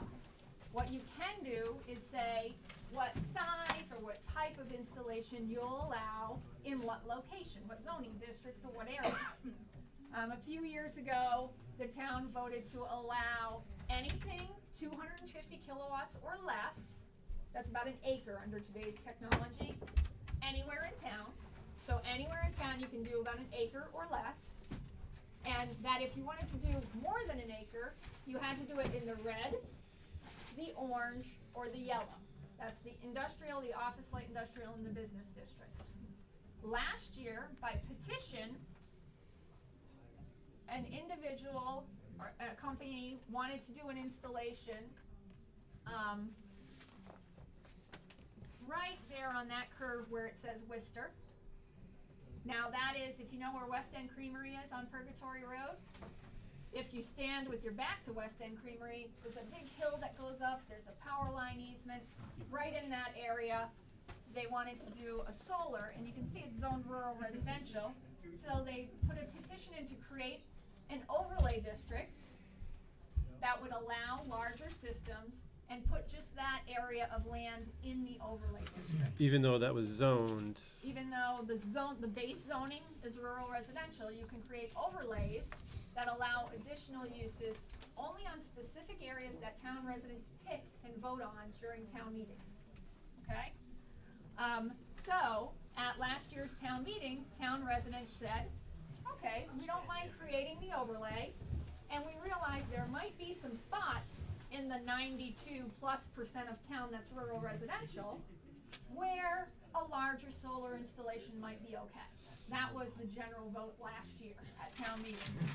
So now that we have this overlay district, people can petition to add their parcel in wherever it is in town. So what Mr. Mackey and the next two petitioners are asking to do is to add their parcel in. So this is where town meeting gets to say, all right, this particular parcel in this particular location does work or it doesn't work. So this is how the overlay process works. You can pick and choose where you want to allow this additional use that is not normally allowed in this zoning district. Okay? Does everybody understand that? Okay. All right. Okay. All right, so. Yeah, okay, thank you. Just give me a second.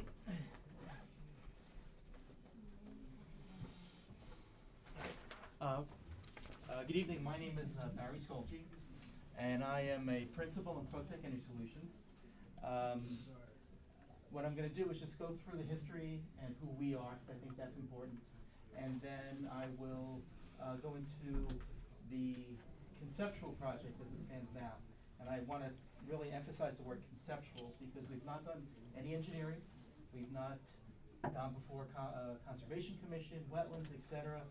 The way that we've outlined, or the way that we've shown the project, is how we're in step one of the process, basically. Okay, and I can guarantee you things are going to twist and turn a little, not much, but you know, what I thought I would do, and I provided a figure, is to give you a sense of the land and the project. I also have extra copies.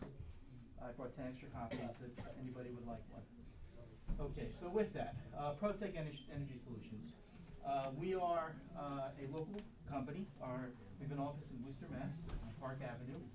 We've been doing work in the Massachusetts market now for probably about 4 to 5 years. We've built literally 25 of these in the state that are right now operating. In Grafton, Munson, Southbridge, many different towns. Where our company's a little different than most companies is that we have a long-term vision, not only for our company, but in how we participate with the town and with the project, in fact. We develop these projects. We start with the concept. In this case, we appear before the board and ask for for our petition to be approved, to be heard at the town meeting. We do the concept. We do some of the engineering ourselves. Then we go to full engineering. We hire outside people for that, to do the civil, site engineering, stormwater. Stormwater is a big issue. You need to control and maintain, control the stormwater, maintain the quality of the water, wetlands, etc. And this is where we sort of differentiate ourselves from a lot of different companies. We build it. We hire some local electrical contractors, but we have our own heavy equipment, and we construct these systems. Sometimes we own them. Sometimes we stay on as the owner, but in those cases where we don't, we stay on and do the operations and maintenance. And that means that you're gonna see us for 25 years, maybe 35 years. So we don't go away. So if there's an issue, we're here and we react to it. We had a situation in Southbridge where there was a roadway, a little bit of erosion. We go out there, we fix it. We're good neighbors, we're good corporate citizens, we have a long-term view. Our company's been in business 9 years, and collectively, not just in Massachusetts, up and down the East Coast, we've constructed probably about 50 or more systems like this. Probably 100 include rooftops. So this is something that we do, and I believe we do very well.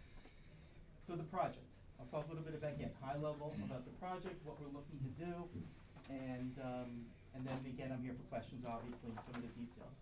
So what we're looking to do on Mr. Mackey's property, or the Mackey's property, is to construct a 5 megawatt AC ground mounted solar system. Ground mounted, there are posts in the ground, the panels are affixed, the bottom of the panels are 2 feet off the ground. Below the panels, when the project's complete, there will be an indigenous meadow mix, grass, a low growth grass, because you don't want the grass to cover the panels. That grass will probably be cut twice a year, maybe 3 times a year. The total height of the system, the panels, maybe 10 feet off the ground. They're at an angle. That's how we maximize the exposure to the sun, the absorption of the sun. In this case, while our petition asks for 138 plus or minus acres to be added to the solar overlay district, we are not putting solar on 138 acres. First of all, the Mackeys would not allow that. Secondly, the existing electrical infrastructure can't support it. So we're limited. The project will probably cover, I've estimated, about 30 acres of the property. So literally 25% in that northwest corner will have the solar array. On this figure, what I've done, number one, I've shown there is an easement for the gas line that Jennifer did mention. I also did some distances, some takeoffs, and again, this is not exact, but some takeoffs from the butters, and not to the panels, but to the fencing, called our limit of disturbance. And you can see that the closest residence is about 400 feet away, and that goes to well over 1,000 feet. And 400 feet is more than a football field. It's quite a bit of distance. And in between, it's heavily wooded, vegetated. The abutters are not going to see this system. They're not going to see the panels. The system will be entirely fenced. There'll be access for emergency vehicles, and it will be designed and built in accordance with the Massachusetts Code. So there'll be an assortment of safety features in the event that the system has to be shut down or removed from its connection to the grid. The power that's being generated by this system will go to the grid. A National Grid utility will purchase the power. It does not go to any single residence, it goes to the grid. There was talk with the previous presentation about taxes, additional taxes generated. One of the beauties about solar is there are frankly no moving parts. You install it, you check wires, you cut the grass, it operates. It also is going to operate for a long time. We are signing a 25-year lease with the Mackeys with 2 5-year extensions. So for 35 years, this system is going to generate electricity, generate green power for the state, and it's going to generate taxes for the town. Now, we are actively constructing a few of these systems. What I can share with you is that on average, These systems will generate about anywhere from $13,000 to $16,000 a megawatt per year in real and personal property tax. That's real revenue to the town. In this case, it's probably in the order of $70,000 to $75,000 a year in tax revenue. If you extend that over the 25-year base term of the lease, it's about $1.8 million of revenue to the town. Today, this property is generating under $1,000 a year Yeah, in property tax. cause it's in 61A. Right, it's in 61A, which we'll have to do rollback taxes on that as well. And yes, There's an additional 40,000 or so that the town will get right away then. correct, right. And I understand that the financial aspects of this are not the ultimate or the only driving force, but it is relevant. I mean, this is real money that's gonna be paid for an extended period of extended period of time, for at least 35 years. And frankly, the system may continue beyond that. You know, these panels have a useful life. I mean, you know, there are panels that are 50 years old that are still in use and generating electricity. You have satellites above the earth that are powered by solar panels. So, you know, we feel that this is a great location for this project. It's not in an area that's gonna, in our opinion, adversely impact any of the abutters. We are still gonna have to go through all of the local approvals to get this thing approved before being built. Conservation Commission, Planning Board, this is not a slam dunk. All that we're asking is that our petition be approved to be heard in the town meeting, and if it's approved there, then we're gonna start our process. The other thing I do wanna highlight is that there's a limited number of these systems that can be installed, not only in your town, but in frankly many towns. Typically, the choke point for these projects, it's not land, it's the electrical infrastructure. There's only so much power that the existing lines can handle before you spend millions of dollars installing a dedicated feeder line. And even then, if your transformers in the substation are tapped out, you have to upgrade transformers. These projects, while they're great, don't generate that kind of revenue to support that. This project can work within the existing infrastructure. We will have to run some lines to the 3-phase, but you know, we feel it's a good project. We feel it makes sense. We feel it's good for the residents. We feel it's good for the town. We feel it's good for the state. Yes. It almost appears like any added poles would be totally on my property and not on existing streets. Yes, as part of the connection that we have to do with National Grid, there are a series of poles that they require be installed. They will be installed on your property. We will then run some additional line on existing poles to connect to the better service, and that's at our expense. Do you anticipate any added cost to the town for this project? Zero cost. Any fees for peer review? You mentioned Graves Engineering, I think is your peer reviewer. I've worked with them just recently, 2 weeks ago, on 2 projects that we got approved in Southbridge. I know them very well. We pay that fee. We pay permit fees. There is no cost to the town. Town receives income. Alright. Just, again, Mr. Chairman, as was alluded to, the, article is to add that block of land to the overlay district. The conceptual layout doesn't have to be built that way. That's not what you're voting on. What the board's voting on tonight is not what you're voting on at town meeting. As was alluded to, if they get this parcel added to the overlay district, they have to apply for a special permit under our regulations. And then they go to the public hearing process, where anybody, abutters to abutters within 300 feet of that property are notified. There's a notice in the local newspaper, and they would present whatever their proposal is. So, while that's a great illustration, and I would assume they've done some due diligence, in terms of where they've positioned it. That is not cast in stone until it is presented to the planning board in their hearing process. The best example I can give you of that is the original petition that created the overlay district. When they actually started doing the on-the-ground engineering, that project's not going forward because they missed a whole bunch of wetlands right in the middle of the panel location. So the installation that started the overlay district actually will never be built. Jennifer, if I can just add one comment. Mhm. The area that, you're correct, that's a very high-level conceptual design.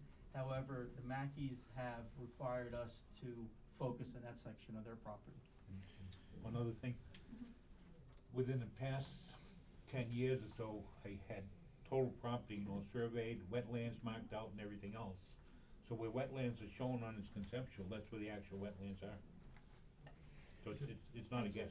Right.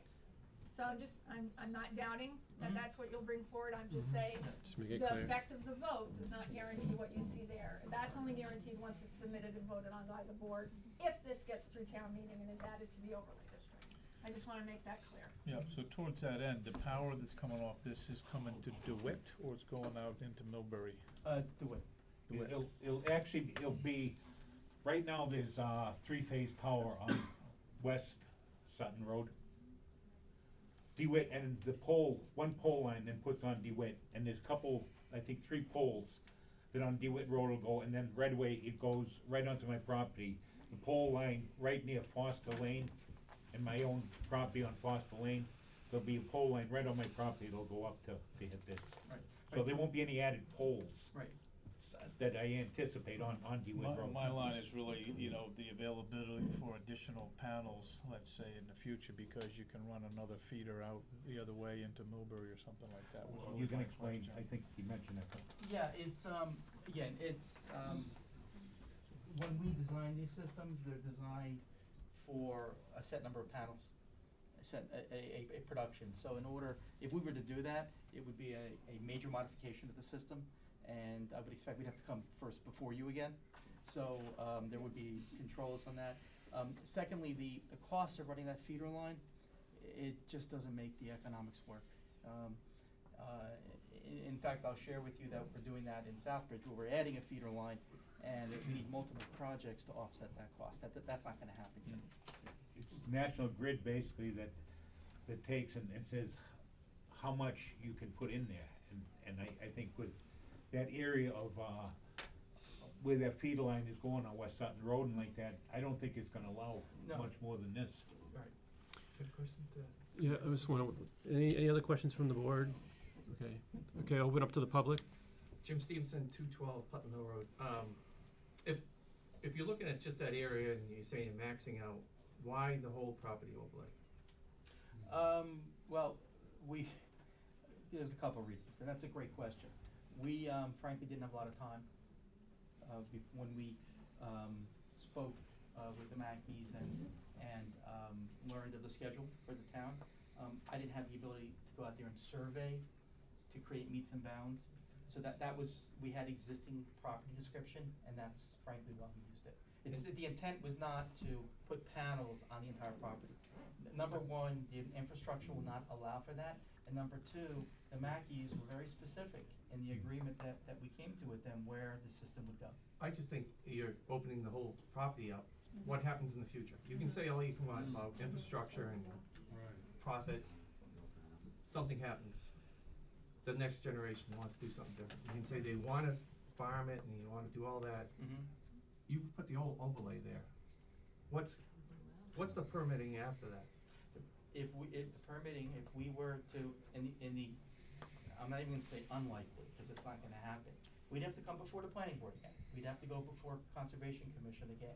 We would be open to providing testimony, applications. Just like building a house. Just building a house. Right.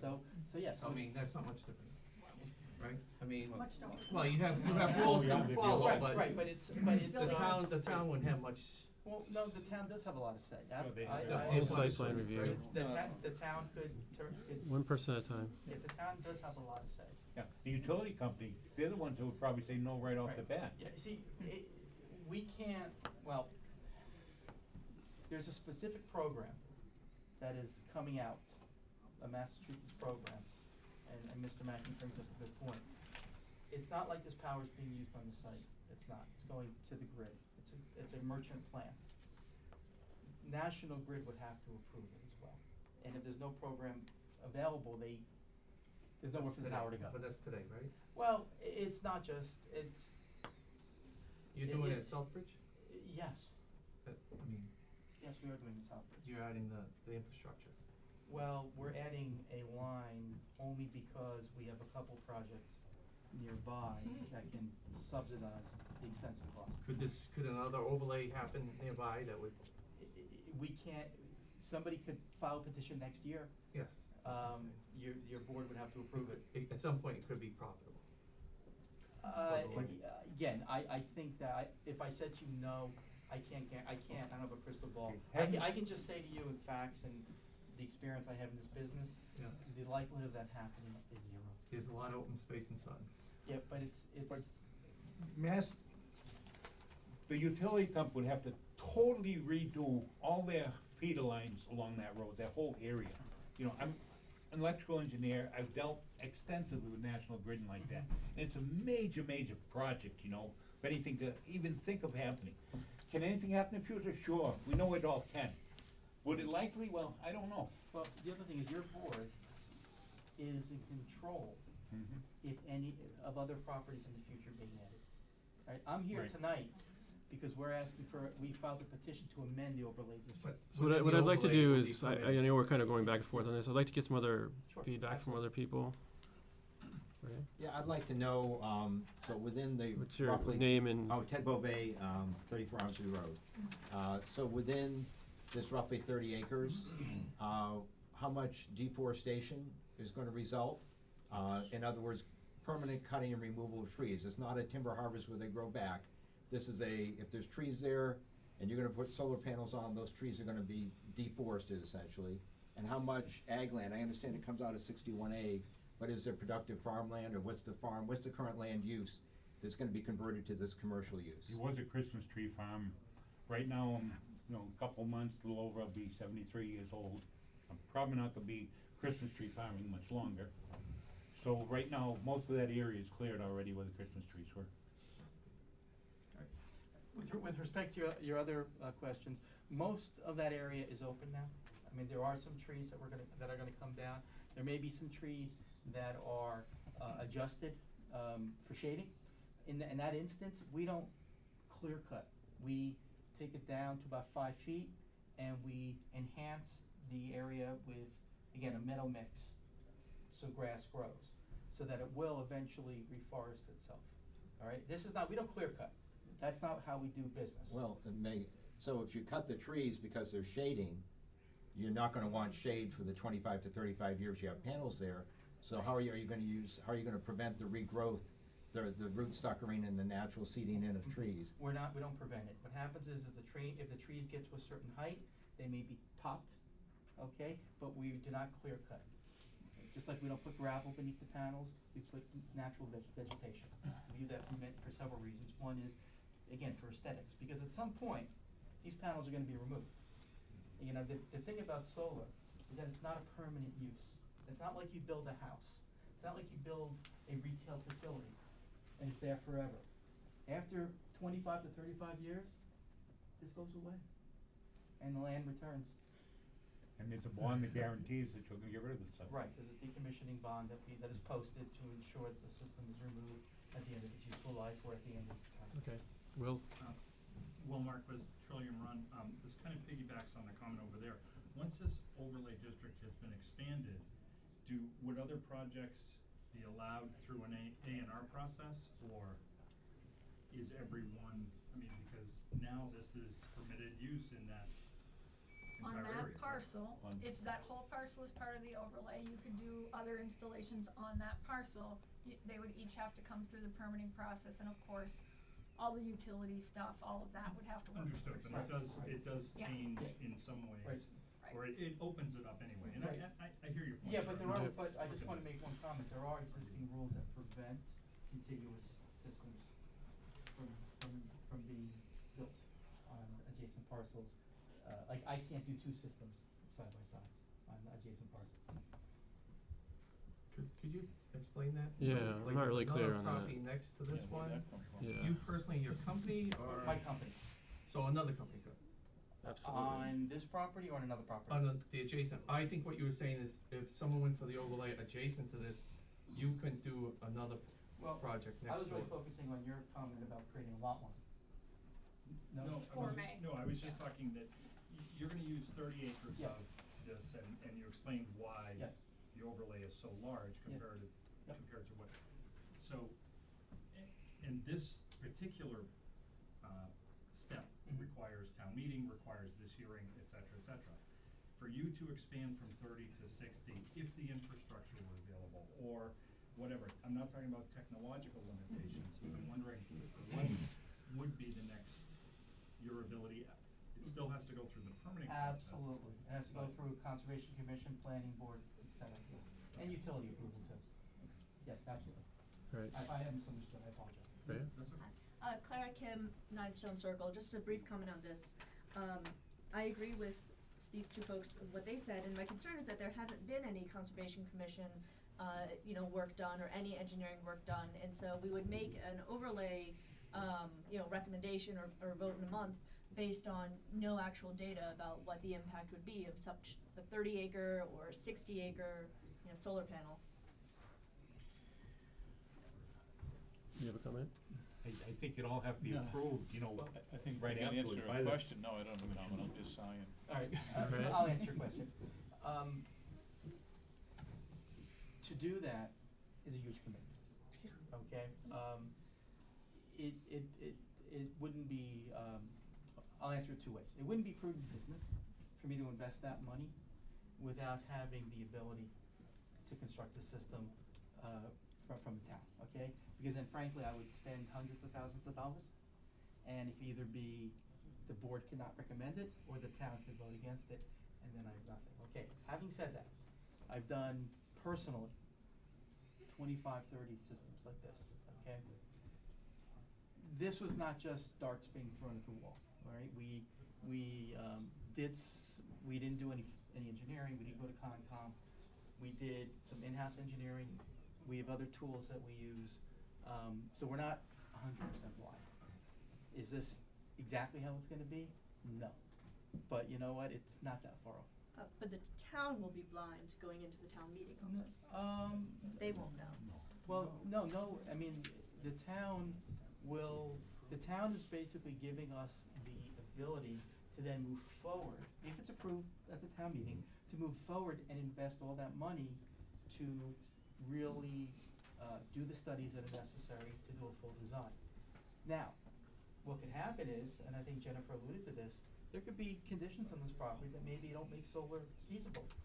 At that point, that's an investment I made, but I made it after knowing that if it did work out, the system could be built. Right now, the site could be beautiful for solar, I can't construct it. Let me address this for a minute, because the planning board has recently adopted a couple of overlays, this being one of them. And one of them, the guy that started it, as Jen mentioned, they already found too many obstacles to proceed. So we went to the town, we got the overlay approved for them, and they could not proceed. We have a overlay on the center of town. And there was some discussion of expanding that this recent year for this coming article. That's not an article, right? That's not There- happening. That was village center overlay, not So, solar. from the planning board's perception, from me, I'll speak personally, I think these overlays cause this angst, right? As opposed to saying, we can allow solar panels in the red areas, the green areas, the white areas, or here only. We're allowing it through these petitions for overlay districts. So it's new to us, it's newer to us, and I'm finding a lot of issues with this. In fact, we have a number of these articles here tonight for solar panels. And based on what I heard you say, they can't support the power draw. I'm not sure how we can have all these solar panels here in town with the wiring we have that exists today. That's kind of an interesting side effect here, but there's my perception on these overlays. Okay, I just wanna get some new people. Norm Langdon, 6 Dodge Lane. I've just following up what you just explained, Mr. Paul, in the line of question on this.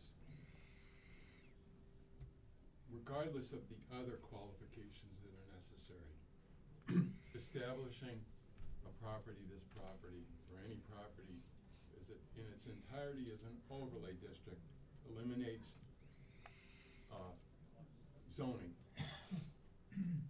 as a, in other words, the zoning is, it's not, there's no submission for variance. So there's one hurdle that's already, you're over one hurdle already. Essentially, that's what the overlay allows. So the next Right. step would be, if this is approved at town floor, they would come before us for a site plan, to get approved for site plan. Conservation would weigh in on that. Maybe a couple of the boards, and certainly the planning board for the site plan approval for this building of this facility. I understand, but that could result in a number of different outcomes, including modification or movement of the solar field, because you've established at this point that if it were to be accepted, that the whole property, not 30 acres, but 132 acres, can be considered. And one way to control that differently, which came up on my mind when I heard the comment over here, is that they define this property overlay more closely. Instead of the whole property, there's a written description for more what you see on the screen. Well, if I may say, in general, I'd be much more in favor of that. And they can do that in an amended motion, but it'd That have can to be a done, that can be easily done on the pretty clear floor. and amended Right. motion. Absolutely. And I would support that. All right, any other comments or questions? Right here? Tim Hare, 12 Burden Street. One question, I guess, for the board. This is for over 250 kilowatts. Is that the only barrier that the board can set or the town can set? In other words, could they say it can't exceed 5 megawatts or whatever the... There's no upper limitation, no. There is no one. Well, From the town From perspective. the town's perspective, from the utilities perspective, there is an upper limit. Okay, so, But the town can't regulate. well, the town could regulate it. Yeah, They we have do not to at this amend their point in bylaw, time. But I just want to advise you that independent of the town, the utility has, the program, not the utility, the Massachusetts, program has a limit to what the system is. Is there any What is specs on that? Like, what is the limit? And what, like you see other towns, I know Charlton's having a problem. They wanna put a moratorium on. Yes, they do. So they must be maxing out. So there must, is there a different infrastructure there? Have they invested No, differently? it's, I don't think we have enough time to go into what's happening in Charlton, because we're actually in the middle of that. It has really has, we could talk offline if you want to talk about it. It's good for the town. No, is It's there not about something- infrastructure, it's not about,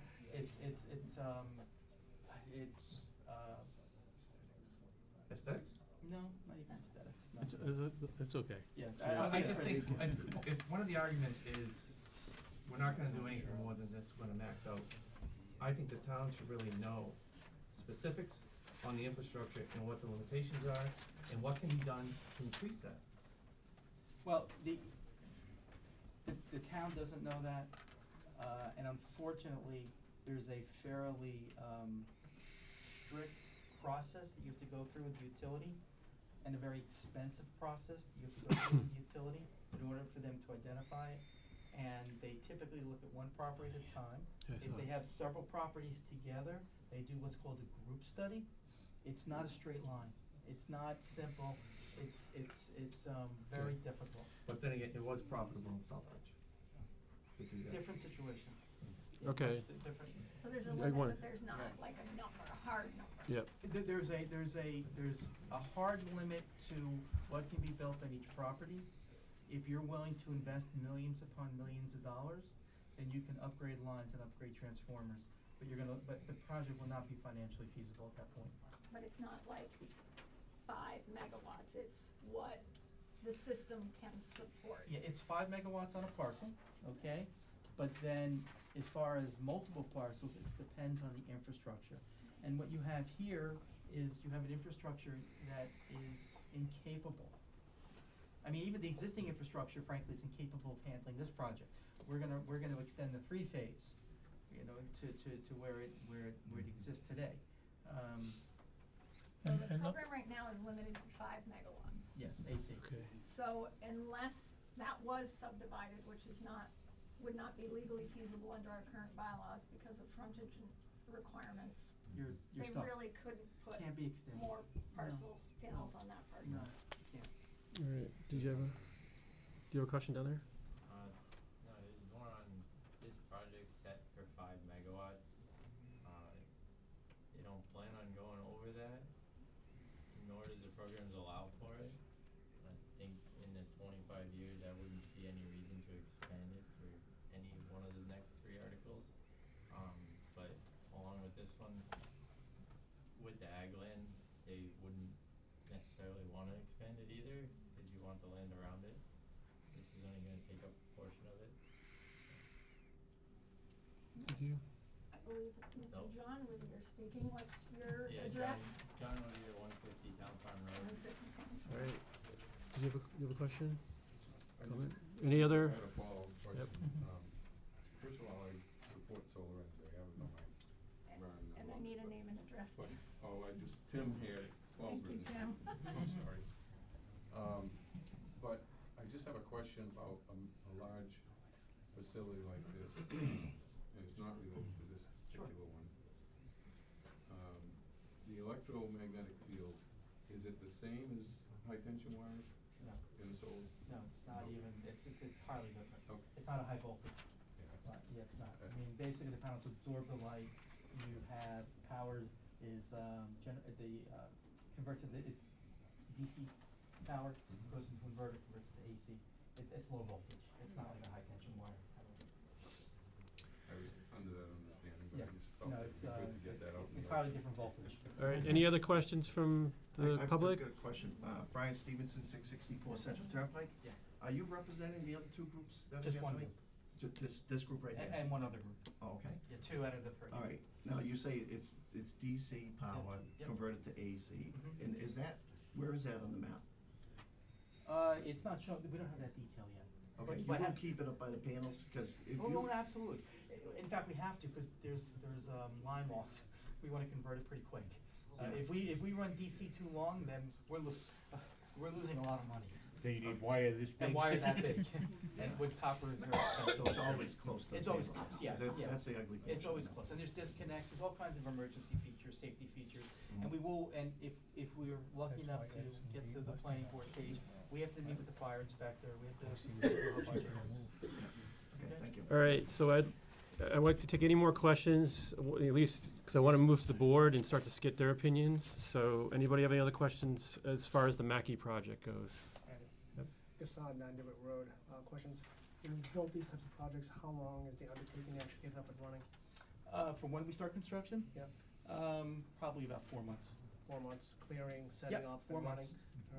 All right. In your proposed plan, you've got some underlying wires, and you just got one little small section for where your poles are supposed to be? Absolutely. All right. That's correct. All right. So any other questions? All right, I'd like to move to the board to get your thoughts. Want to go first? Switch seats so you have to Everybody got- Freaking us out there, Bob. Because of the comments from the people that are here, and thank you all for coming, I'm wondering if we need to do the whole parcel, if it would be better planning to do how many acres is the? Yeah, it's, well, the area of the panels is roughly 31 acres. There's gonna be some access roads, but Right. it's gonna be a little bit larger than that. And I'm feeling that I could be supportive, if it wasn't the whole parcel, but it's enough. Mhm. Tell us what you need, if it's 45. Yeah, I would probably You say. can't do that probably No, I right now. can't do it now, but that's something. Yeah, but that would be an amendment, I think, to because this is already. I'm wondering if something like that, if you could put, say, leave a little buffer in there, say, I don't know, 40 acres of the 130 438, the- whatever, something, becomes the something that overlay would work like that, you know? Yeah. And that way it gives flexibility, if you're gonna tweak it a little bit one way or another, you can. May I ask, my turn to ask a question? Jennifer, what's the process for that? How, can we go back and? You're gonna have to stand up and give your motion on the town meeting floor. So you can give an amended, I believe, because it was a petition, you have to read it the way it was petitioned. Right. And then you would immediately offer an amendment. Fine, okay, that's something we could do, yes. That was the, Okay, that's the something we could do. direction that. Okay, one question I have on that though, that doesn't include the roadways, you know, they're gonna go up there periodically, maybe You have to to. look at the wording. Yeah, No. we could, Okay, what we could do not is- including roadways or whatever. Yeah, okay. Or we could include a buffer, like you said, Yeah. and that's what I'd wanna play around with that, just so we make certain. Okay. You know, or if the program is capped at 5 megawatts, Yes. you say you don't want to do more than 5 megawatts. That's fine too. Oh, okay, if, would that be That's acceptable if it say capped at 5 megawatts? That would make my I life don't a know lot what a easier. megawatt is, I'm just looking And, at. does 5 They're smarter people. megawatts limit your acreage then? You Yes, it wouldn't does. build 5 megawatts on 120 What it shows here, acres. what it shows here is 5 megawatts. Is 5 megawatts. Yes, if that, in fact, I think that would be the appropriate condition in my mind. Okay. I'm good with that. I think I can support this, although I've expressed my concern about solar panels, and now I'm gonna express my concern about the overlay district, that this is gonna continue. And I believe that the, future landscape will be blighted by solar panels as we go forward in the United States of America. So there's my opinion on this, but I probably would support this article. Your thoughts? If we vote to support this, remember that it's the town, it's gonna go before town vote. So, it's not so much that we're saying this is gonna happen. If we're saying we're gonna support this change, right? Your motion to recommend Yeah. is your opinion as a planning board member that you think this particular article at this particular location is a good idea, is good for the town. Yeah. It doesn't have a force of law, your recommendation, it's just Right. required by law that you give it. Yeah. The ultimate vote is on the night of town meeting, one person, one vote on the town meeting floor. But the meaning of your recommendation is that you recommend, as a planning board member with your knowledge and what you've gained for knowledge as a planning board member and what you've heard for testimony, you think this could be a good thing for the town at this particular location. So, you can recommend against it, it's still gonna go to the town meeting floor. Right. Period. One way or the other. It's a petitioned article, you cannot stop it. Right. So from my perspective, as a planner, this is a really tough call. Because as a planner, what I am concerned about is the same thing that others have mentioned around the overlay district. I was not happy when the overlay district on 146 was put in place, for fears that this very thing would happen. We would start to see overlay districts popping up all over town. The current bylaw, as it is written, will allow up to about 2 acres. An acre, which is to minimize the impact to residential areas, and the town is primarily residential, and so we've specified specific areas within town that are more, industrial in nature. And from my perspective, this is an industrial project. You put this in, you put 30 acres in, it's an industrial project. That's why we limited it the way we did, so that we could minimize the impact, and it's been supported at town meeting every single time. The concern now is that we will have these popping up going forward, and this one's tough because this one does have relatively little impact to people around it. It's relatively secluded. And so that's where I'm kind of having the difficult challenge here. But overall, from my perspective, I just feel that this is an overlay onto zoning that we have for residential areas to protect the areas from industrial scale projects. And so for that reason, I will not support this at all.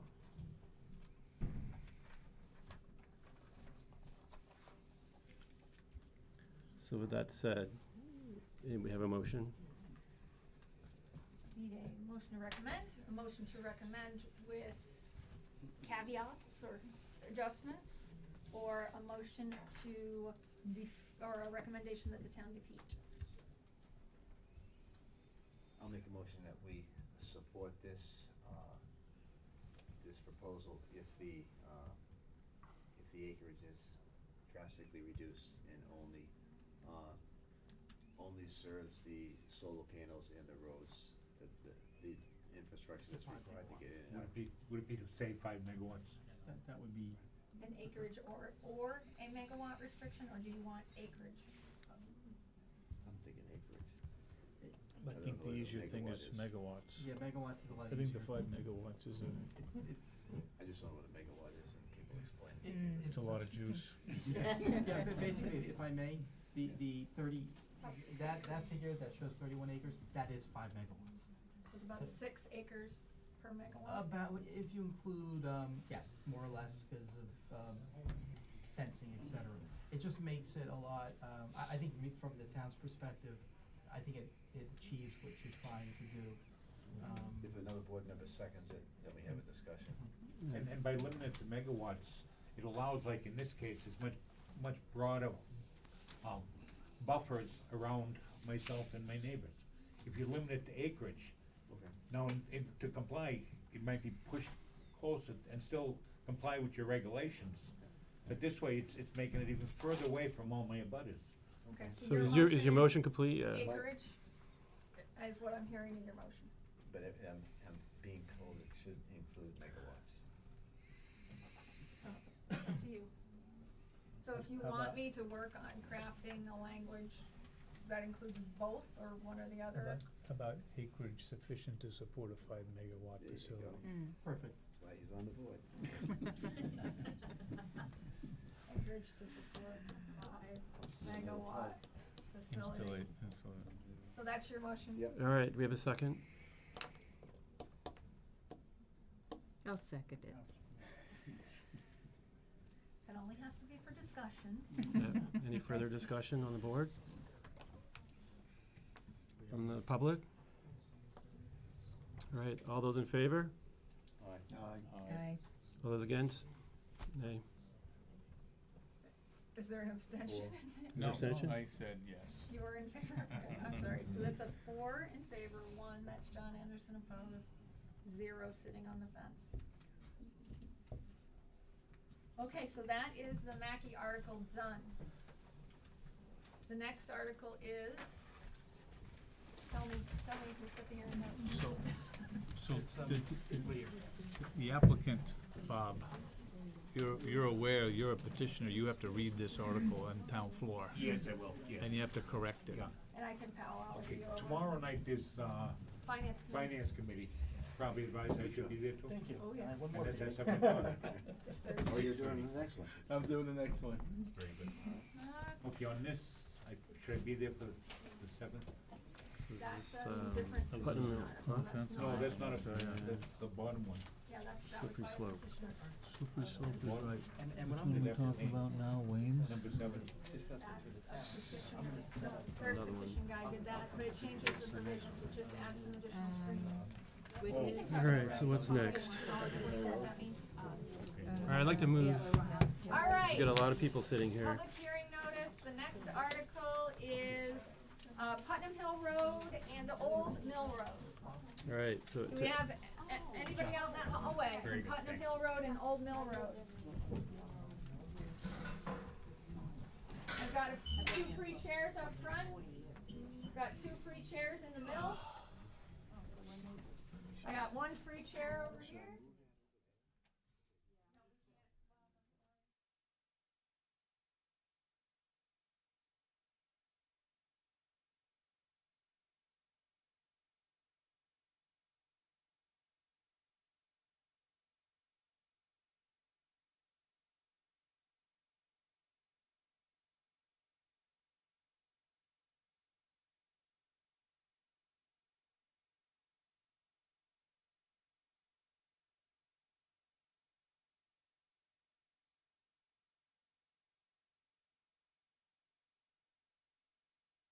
acres at 226 Putnam Hill Road and 13 plus or minus acres at 44 Old Mill Road to the solar photovoltaic overlay district where large ground-mounted solar systems over 250 kilowatt are allowed.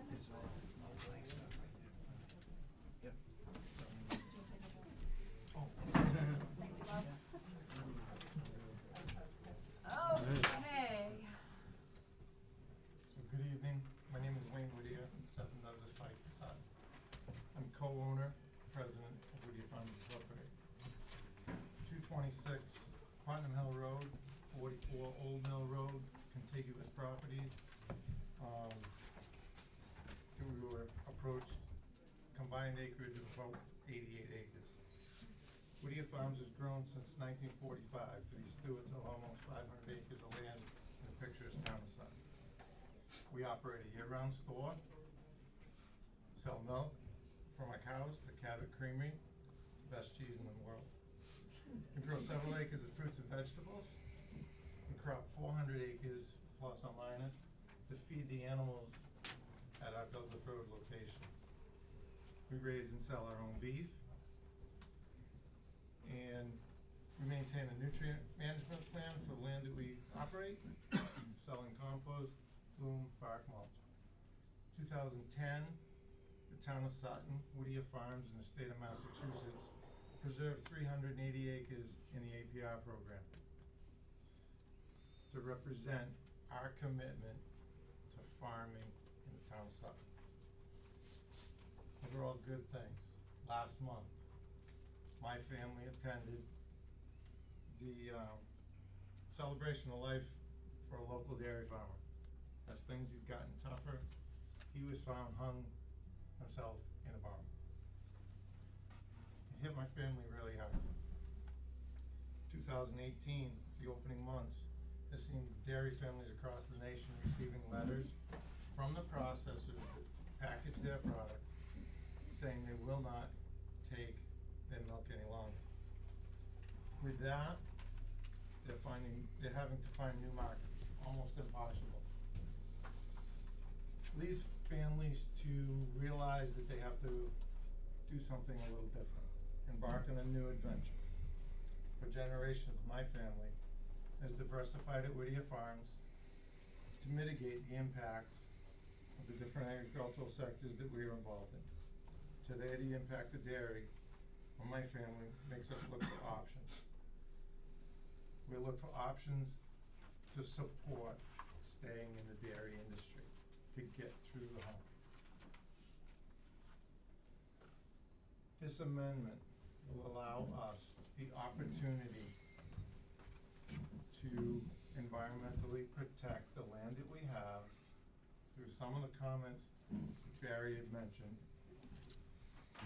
Gives us room to preserve the land that we have and also to continue the agricultural process that we are so dedicated to. 25 years, 35 years is the length of the system. At the end of that system, my family will supervise the removal of that system. And because of the cleared land and the vegetative cover underneath it, I'm hoping that the next generation will have that as ag land. It will not have cost them a dime to clear it and prepare it. So with that said, the 88 acres, Putnam Hill Road and Old Mill Road combined, currently 45 of it is open farmland. It will continue to be open farmland. As ProTech approached us, one of many that approached us in the last year, that company actually listened to what the Whittier family said. Not giving up a blade of grass on that cleared land. That is our main business. This is only a way for us to overcome some highs and lows. Solar will not become our main crop. Many of you are familiar with the Bangor property in Uxbridge. There's solar panels that took over a cropland field. We built a 150 kW system on Douglas Road for consumptive power 4 years ago. I'll tell you right now, it was a very good move for my company, power that's being used. This will not be utilized by Whittier Farms, but instead go to the grid, as Barry mentioned on the other project. We want to expand our croppable land. This is one avenue that we can do that. I'm joined tonight in the audience. My son spoke. My daughter is here. That's 2/3 of my family, my personal family, represented in the company to try to continue doing what we've done for 5 generations. I would really appreciate the consideration for this property. Some of the comments that were made earlier, it is not my intent, never has been our intent at the company to put solar over property that we currently use for profit.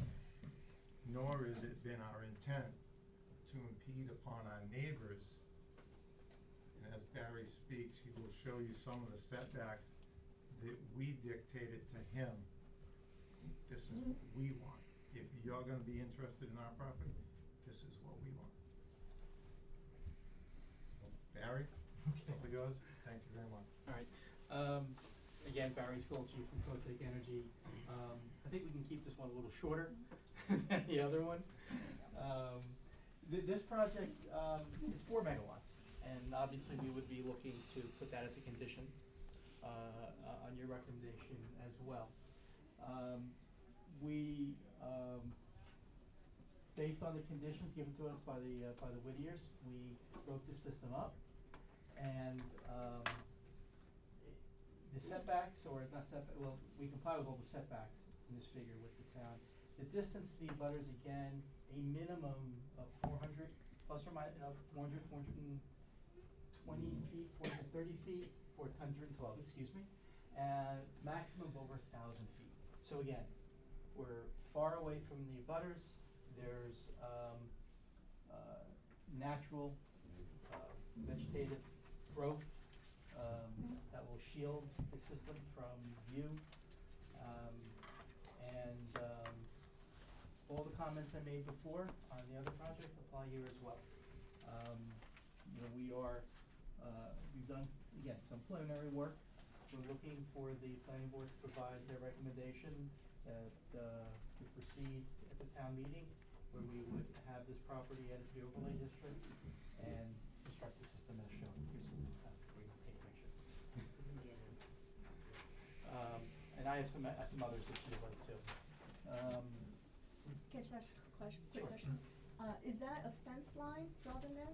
There is a fence. The fence line is, see with the X's? What's the clearing line? The clearing line is probably, well, it's gonna be close to the fence line because you see we have wetlands back there, which we can't encroach on. So it's basically gonna be right about there.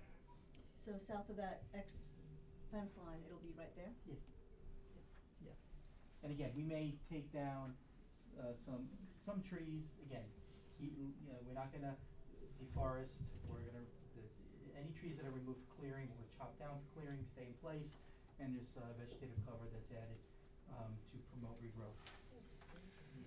Alright, wait a minute, let me just, okay, I think Will, you had your hand up first.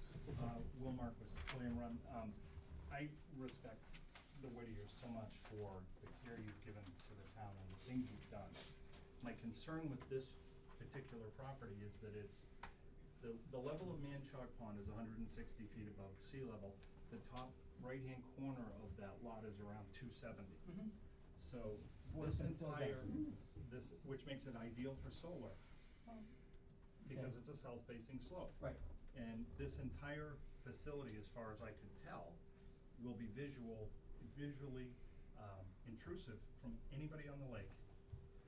I don't have a boat, I don't go on the lake, but for people that do, it seems to me that this is in an area where it's a beautiful part of town when the trees change color, etc. To see acres of glass dramatically changes the look and feel of what attracts so many people to Sutton. And I respect that business is what it is, and it would certainly help the revenue. I'm wondering, are there other places it could be done, or something that's less intrusive because that's an impact that can't be changed and affects everyone. Yeah, as we get further into engineering, we can look into things like that. I really can't at this point.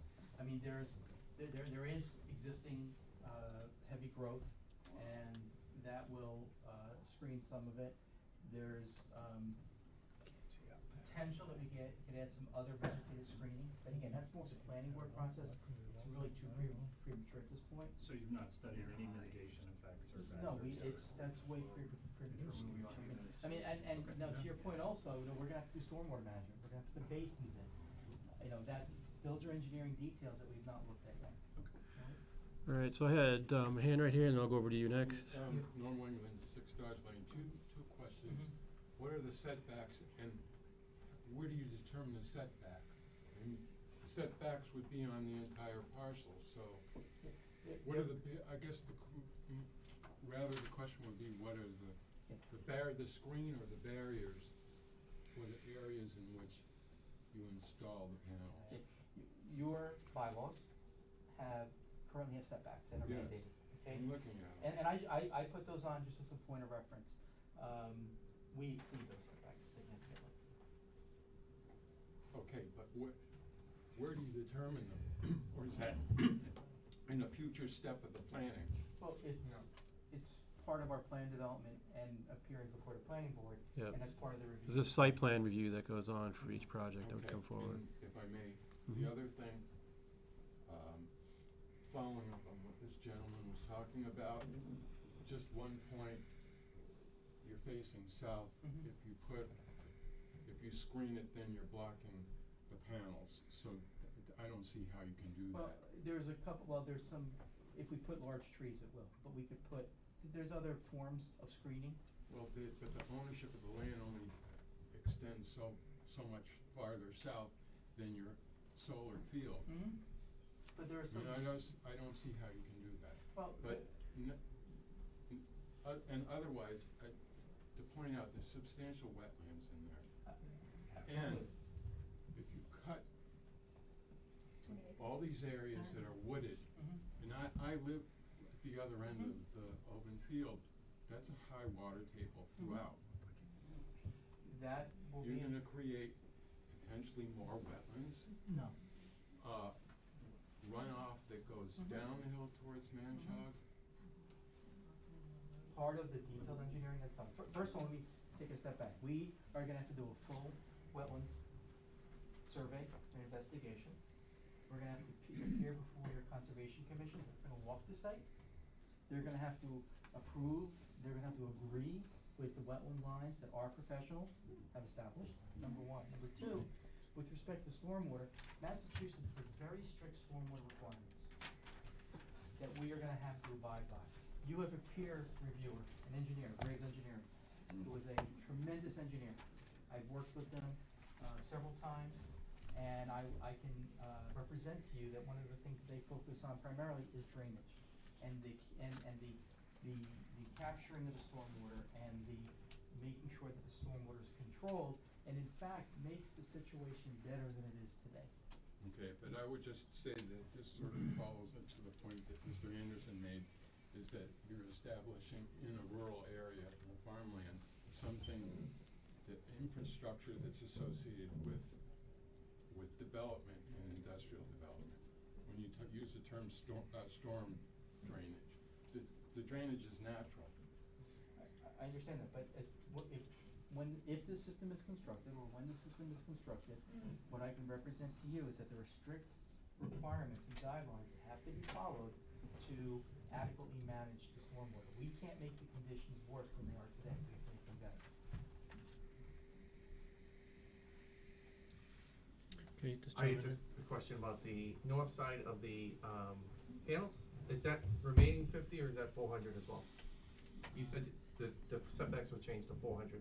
Not the setbacks. What I did, we Distance to a did house. takeoffs. Just takeoffs. Yeah, we did takeoffs to show that the distances to the nearest abutters. Okay. All right.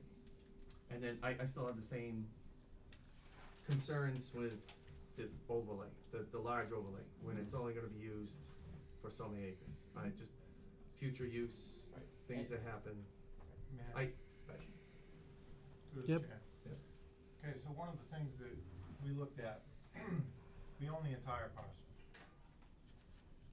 For the amendment to the bylaw, citizens petition, we have to give metes and bounds to define a property. Without surveying and dividing this and making it more parcels than the two that it exists right now, and, oh yeah, we're still gonna own it. So now we've got a parcel that could potentially become landlocked. And when Protect, like I said, we were approached by many companies. Protect stuck out for some of the same reasons that Barry mentioned earlier. And when they looked at this parcel, the wetlands, hey, look, we have to stay back from the wetlands. We know that. We need to be set back from the property lines. You asked about the setbacks. The setback is from a property line, okay? Setback for residential use, which is what this is zoned, 50 feet along the front. So you can't, a house cannot be more than 50 feet or less than 50 feet from the street. Sidelines are 20 feet. Back is 20 feet. We told Barry and his team 50 feet all the way around. Now go more than that. That's the minimum that we as a company and the family, for what we believe in, we don't wanna be within 50, we don't wanna be cutting trees in that 50 feet. Now, from that 50 feet, go back. Sunlight's gonna come down at an angle from the south, approximately 23, 24 degrees, if I'm correct. Yep. So at that angle, how far back do we need to be to the first panel based on a 30 or 40 foot tree? As he said, in that, they may trim some trees, they may top some trees. As far as the stormwater, I'm very conscious of that. Water has always run downhill. It's not gonna change, okay? There would be some kind of mitigation for the water. I will tell you that this is R1. The frontage on Old Mill Road is 50 some odd feet. It allows, by bylaw in this town, to cut a road, a driveway, subdivision. We don't wanna go there. You as neighbors don't want us to go there. That's the last thing that my family is about, okay? Her sister in the audience, her home is up in a corner. She is the closest home to any of this. She was notified about the same way as everybody else was. Why? Because I was confident that as a company and as an individual, we were doing ethically the right thing. We're asking to amend, to give us the opportunity to look at other things. Gets the site plan and doesn't go anywhere, gets the conservation, doesn't go anywhere. All we're looking for is the opportunity to progress. Right. And to your point, we would obviously be willing to amend the language to put the system size in there. I just Wait a don't- minute, I just have another question. Down there. Katie Kinser, I'm on 53 Manchog Road. And again, the Whittiers are my favorite family in this whole town, and anything I could do for them, I would. That being said, topographically, I am at the lowest point in that area. I live in a swamp. That house probably shouldn't have been built there, how many years ago it was, but I've been there for 26 years. The last two storms toppled huge pine trees all around my property. Those roots are so shallow, and I've seen the water table rise and rise and rise every year, that there's no way that would not affect the water table, taking away trees that soak up water, and that water just comes right down. There are running seasonal brooks through there, vernal ponds, and every year that water does get higher.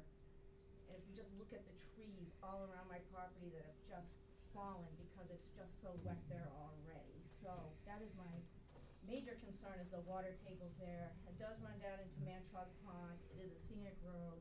There are wildlife, migratory paths through there, so it does bother me that this goes in this order, that we approve looking at things before we really take a look at how it affects the neighbors, the wildlife, the water tables, the pond.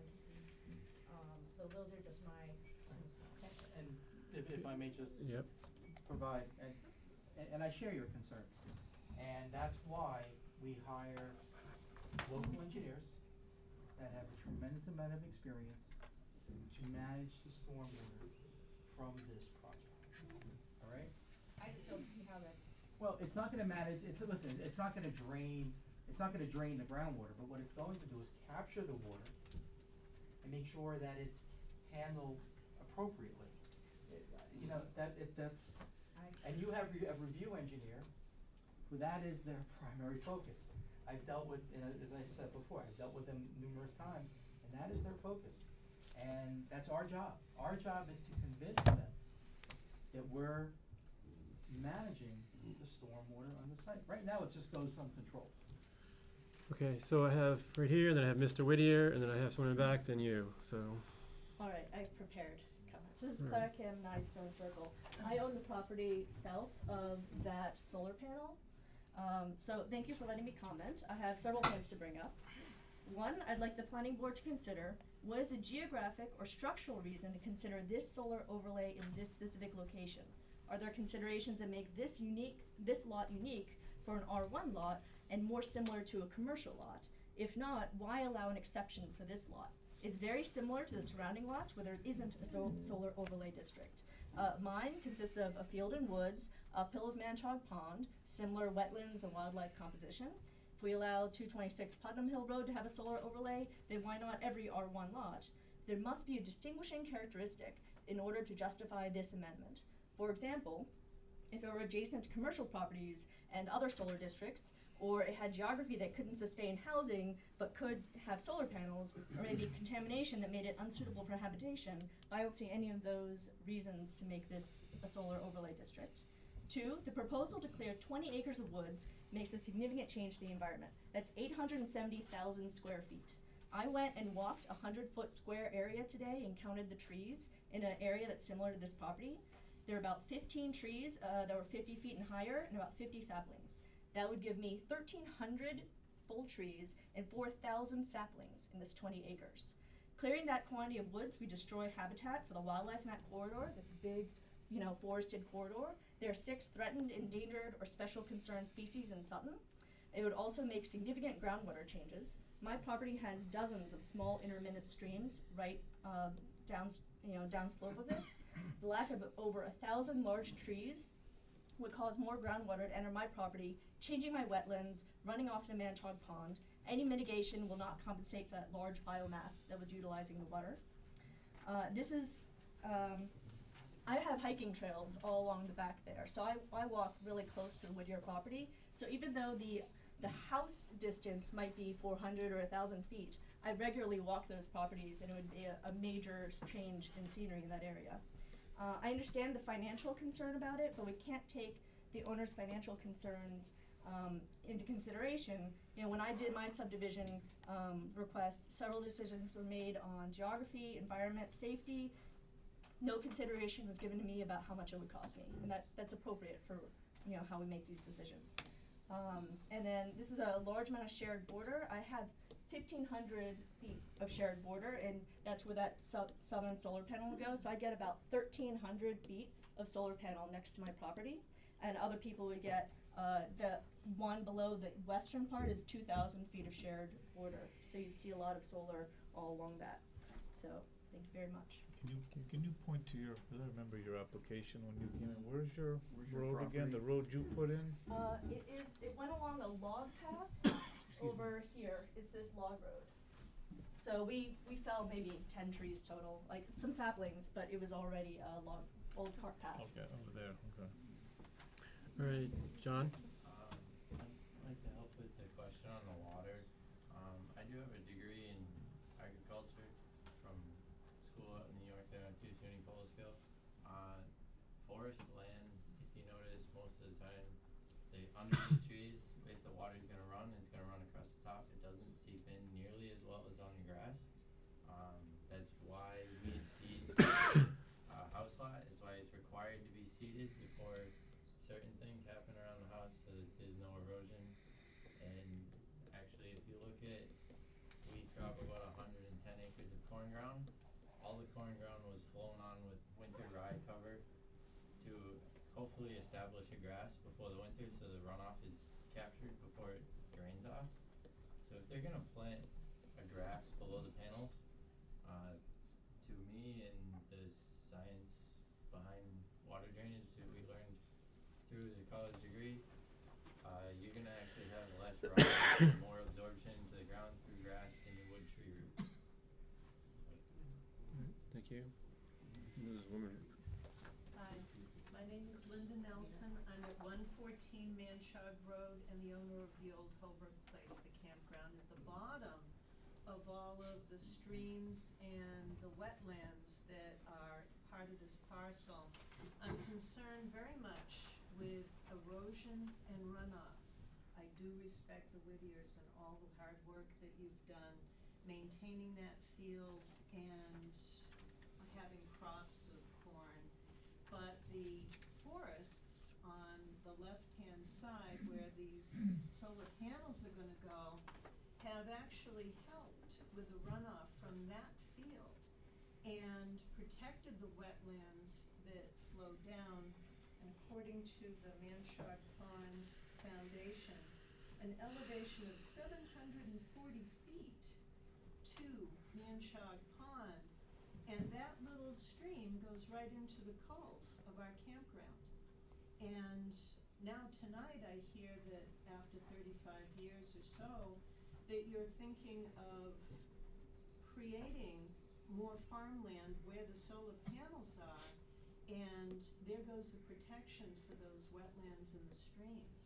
And I think what I'm concerned about is that those streams and ponds and retaining ponds are going to be filled with nutrients of phosphorus and nitrate and nitrites, and we'll have more algae blooms down in the corridor that we already are experiencing. High weeds in my cove. My goodness, we have so many weeds. And I've seen in all the years that I've lived there an increase of weeds and filamentous algae and algae blooms. By the time September comes around, we have green water. And that's why I think they've installed, the Pond Association has installed at Old Mill Road and secured engineering monies through EPA and DEP and non-point source pollution grants with the town of Sutton. They cooperated, and there's a potential for negative impacts from these construction projects, and the whole system will affect our cove and the water and the recreation and the quality of Manchog Pond. Thank you. Jennifer Stevenson, 212 Putnam Hill Road. I just have a comment and possible suggestion. I don't know the process for amending bylaws or whatnot, although I'm learning. But I think there has to be some sort of, before these overlays are permanently placed on our zoning, in our bylaws, there should be some sort of independent council or study that somehow figures out Where do we wanna go? how to word it so that it could be a little more restricted. I mean, there's 65 acres of land beside me. I'm also to the north of the project, and then behind me and beside me on the other side, there's 65 acres for sale.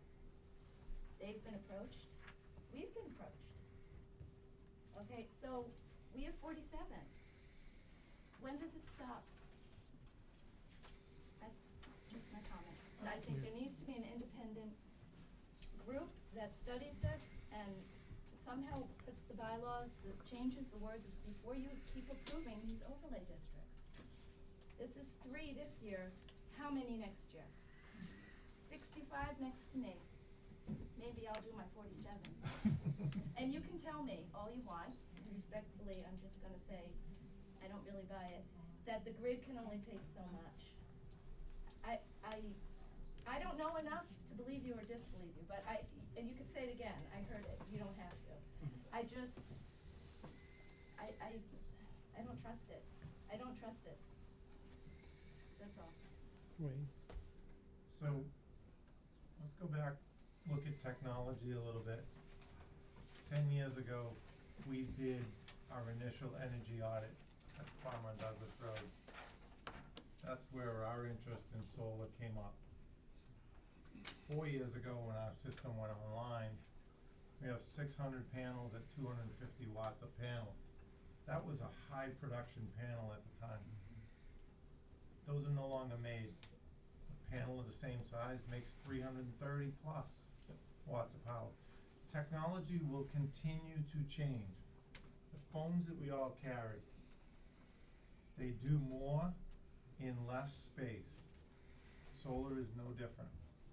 So as far as the increase, my vision is the increase in area taken up with solar will very soon cease.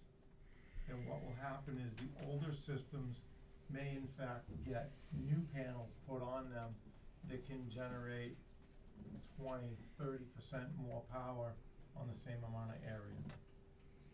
That's one comment. The comment about runoff, nutrient management, we follow, not by choice, oh yes, I shouldn't say that. It is by choice, but we follow a nutrient management plan supervised by NRCS, which is Natural Resources Conservation Commission. We file our acreage reports every year. We know what went on the land, what came off the land, and we only apply what is necessary. We would be foolish economically to apply more than that. Studies show that per acre of farmland in that 45 acres of hayland and about 9 acres of cornland out in the front, we apply per square foot about 30% of what the average homeowner applies on their lawn. Okay? The best source of phosphorus contamination to the pond comes from broken down leaves from trees. Doesn't come from the grass above, doesn't come from, it's a natural occurring in the mulch of the forest. Okay, there's a gentleman. Did you want to speak? No, you're all set? I had a question. All right. This is under 61A, is that correct? That is And correct. so if they go ahead with this, would it generate a right of refusal for the town? It will not be No, sold, it it's will not be sold. leased. Only if it's sold. Yeah, we have an obligation under 61A to pay taxes. And again, you know, one thing I did not mention is similar to the Mackey matter, this project will generate real and personal property taxes for the town, significant taxes for the town. So it comes out of 61A? It will come out of 61A, yes. And we have to pay for that. Jeff Blakesley, 122.5 Manjog Road. I fully agree with Jonathan in his feelings on the development of these overlay districts, you know, and the solar farms. I mean, they're called solar farms, but they're not. They're industrial power plants is what they really are. And, you know, this just does not seem like the right place to put a solar overlay district into. You know, it's all scenic, and it's within the watershed area for Manchog, and it just does not seem to pass that test at all. John, and then you. I would like just to mention, as being with the farm and family and everybody, we have never wanted to, that's why we did the APR restriction on most of the land that we own. This is not in that. This can come out of 61A. The acreage of where the solar would be and the field, with the concerns of runoff, pollution, anything like that, extra stuff, this could incorporate more than 25 houses, which would put a huge impact impact on the lake, water runoff to any neighbors, noise, and anything else. So I think a few solar panels, in my opinion, is a little bit less disturbance of anything than 25 houses, along with the disturbance to the town. You're not gonna have students in school, houses, possibly another road. That's just, I'm not saying anything bad to anybody, but we never like to sell to houses, but this land is not protected, so it is a possibility. Though I'd clarify, in that case, it would go to a right of refusal for the town. Yes. Any other comments or questions? Here, yes. Yeah, just to follow up on a few thoughts I heard, just as it seems to suggest that with these petitions, and you've mentioned that several people have mentioned that there's probably more to come. It doesn't strike me that this is a organized way through overlays and petitions to zone and designate the uses in this town or any town. And that maybe this should be considered in a more general way of designating, determining and designating areas zoned for this particular use. Which already exists, right? Yeah, that was already done. The problem here is that the law allows overlay districts. You can, and in this case, the planning board did not propose the overlay district. Somebody knowledgeable in zoning said, you can propose an overlay district. We've used an overlay district in Sutton Center for what the planning board believes is a beneficial purpose, to allow some additional limited retail uses in Sutton Center here, controlled with architecture, controlled with size, controlled in very strict ways to potentially enhance Sutton Center. And we're thinking about that in West Sutton as well. So overlay zoning can be a beneficial thing to augment or supplement or allow additional uses where they could be beneficial. So it's a tool that's allowed in the Massachusetts state law toolbox, zoning toolbox. The planning board in the past, and not this specific board, some of the members, but not all of them, voted because, as I said at the top, you can't prohibit solar installations in Massachusetts. You have to allow them. Reasonably regulate. What you can do is reasonably regulate, which includes saying where you want what size. I cannot answer the question on whether you can cap it. I do not actually believe you can cap them. But you can say, as the planning board did through their own initiative, that in the town of Sutton, that only systems less than 250 kWs, which at the time, under that technology was about an acre or less, can be in our residential districts. Our village districts, our R1 and our R2 districts. The board at the time, and town meeting who voted for the article, said if you wanna go bigger than that, you need to be in commercial, industrial, and office light industrial. So the planning board, who are charged with kind of putting forward articles, looking at open space survey results, master plan results, kind of getting a feel for where the towns, people that choose to participate are kind of going, made a decision years ago when they had to put solar wherever, in accordance with the law, that this is where they thought different size systems should be. Mass general law allows you to propose overlay districts. A petitioner, a landowner who owned land on Purgatory Road said, aha, there's this great tool out there that was really conceived for good, you know, whether you think it's good or bad, but it was conceived as a planning tool that could help you pepper in certain specific types of uses in areas where those uses aren't otherwise allowed. Said, hey, there's this tool out there, let's use that. And basically, they proposed this overlay district and said, put my parcel in it, and now that district exists. Whether you like it or you don't like it, it exists, and now there's really not an end run on that. You can't go back and say, I don't care if state law says I have to allow solar, we're not gonna allow solar overlays. There's not a way I am aware of, and I've looked into it a little bit, had some brief discussions with council, that you can kind of unring that bell. must be some words you can put in there to restrict certain stuff. I mean, there has to be. There's amendments up the wazoo in the bylaws. I've had the conversation, and after I talked to you about Charlton, I said Charlton, is doing the moratorium, can Sutton do that? And they said, no, Sutton has an overlay, the moratoriums are to allow a planning process to occur where the town has not previously considered the use, the subject, the zoning. Sutton studied solar, Sutton said, this goes here, that goes there. We've had articles brought to us for the overlay, we've discussed that, we've voted on that.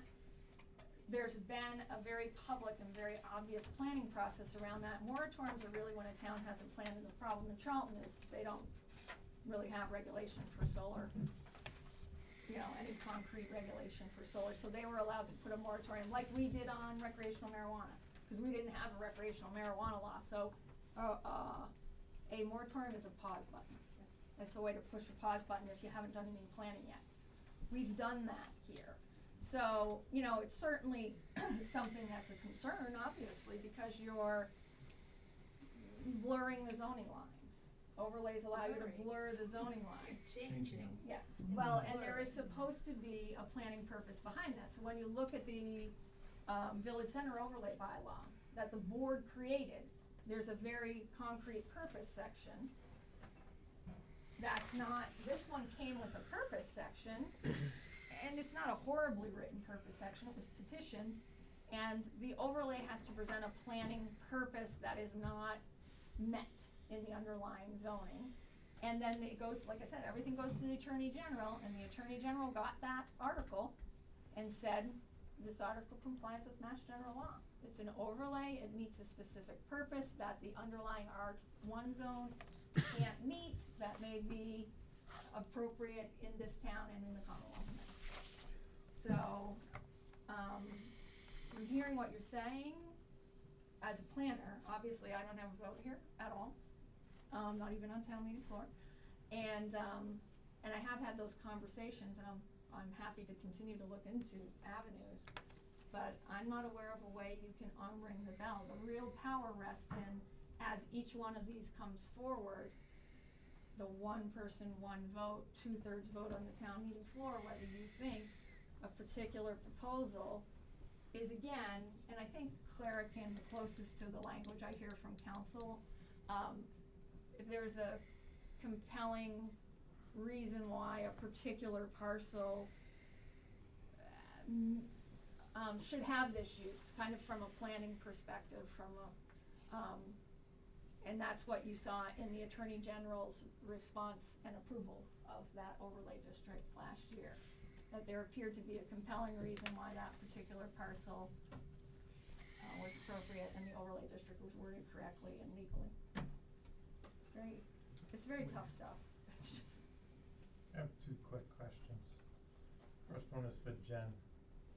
As a petitioner for this, if this project is supported and fails at site plan review, Concom, for whatever reason, could I, as a citizen of the town, petition to have that parcel removed? Absolutely. From, okay. Absolutely, and I have a feeling, we haven't talked about it in great detail, or haven't with my board yet. As I mentioned way at the beginning, the original overlay parcel that created this overlay district, when they got into the detailed engineering, there were wetlands in the middle of the solar field. And they had a big fat zoning issue, which I flagged for them before they even came forward. Because they had to go through the town of Northbridge to get to the parcel in Sutton. And the parcel in Northbridge wasn't properly zoned for that use. And there's a case law that you can't access a use in one district unless it's allowed in the complication. So, so they can't move forward. So I hadn't discussed with my board yet, but there'll probably be a recommendation from my office that parcel be removed from the district, that you don't leave these smudges out there in the overlay. If they're not possible, they need to go. I will throw this out there. I won't speak for the company right now and the others that are involved in the company, but I would say personally that if we know in 6 months or a year that this project won't go through for some topographical geographical reason, that I may very well consider doing that, petitioning to have it removed. My other question is, I believe I know the answer, but I'm gonna ask it anyway. As agricultural 61A property, is there anything any one of the planning board members knows, reason that we couldn't clear cut that and clear it for farming just the way it is? It doesn't have to be chapter 61. There is no clear cutting regulation within this town. You can clear cut anything you want, any day you want, any place you want. You would be restricted by those Wetland Protection Act within a certain distance of those, wetland resources. But no, you could, And like I you said, could clear cut yours, you could clear cut yours, yeah. There's like no I clear said cutting earlier, regulation. it is not our intent to be bad neighbors. That's not who we are. We do run a business. In our eyes, this land is underused. And because of that, we would like to maximize. No different than anyone else here with a piece of property that they have. They would like to get the most out of it that they can. Did you wanna speak? Thank you. I was gonna defer to my wife, but, yeah. Yes, Justin Nyquist, 9 Stone Circle. I can't speak to the lot on the west side or the north side, but I've looked at current and historical topographical maps of that area. I am not an engineer, nor a solar engineer. But so far as in what I know, that area is not flat. We had to take and blast out one small section in order to make a 600-foot road and clear that. And it took 1 or 2 teams of people a year just to clear everything and make it flat for a 600-foot stretch of road. I cannot imagine what it would take to flatten that entire area and blast out enough rock so that you're not. Yeah. The land doesn't have to be flat to install the system, and we work with ledge all the time. And that's part of what we do, and that's part of the really how we differentiate ourselves from a lot of people, because we build the systems, is not only design them and own them and operate them. So we understand the geology, and if we were required to make that flat, I wouldn't be here right now, so it wouldn't happen. Okay, but that's not, to Wayne's point about technology, the systems, the racking systems have evolved over time. That's not necessary at all. Fair enough. Okay. All right. Just one thing, I'd just like to, I appreciate Wayne's kind of like promise and dedication to the land. It's true, I understand that, I believe it. I'm still concerned with future generations and future events that could be considered. And houses is definitely one of those considerations. We bought that property knowing that that could be a possibility. Understand that. I would really, if this was going to go through, wanted to be assured it wouldn't go up into the field. The cell on this is definitely, you can't see it from the road. You might not even see it from our house. The overlay being encompassing the whole field, the town being sold on it being in the woods, totally different from being up on the field. I think that the way we address that is, number one, putting the capacity limitation, and we have an agreement with the Whittiers. We can't touch that land. Right, that's an agreement, and like I said, it can change. The overlay is the law. I mean, you're going for that kind of permission to put solar panels.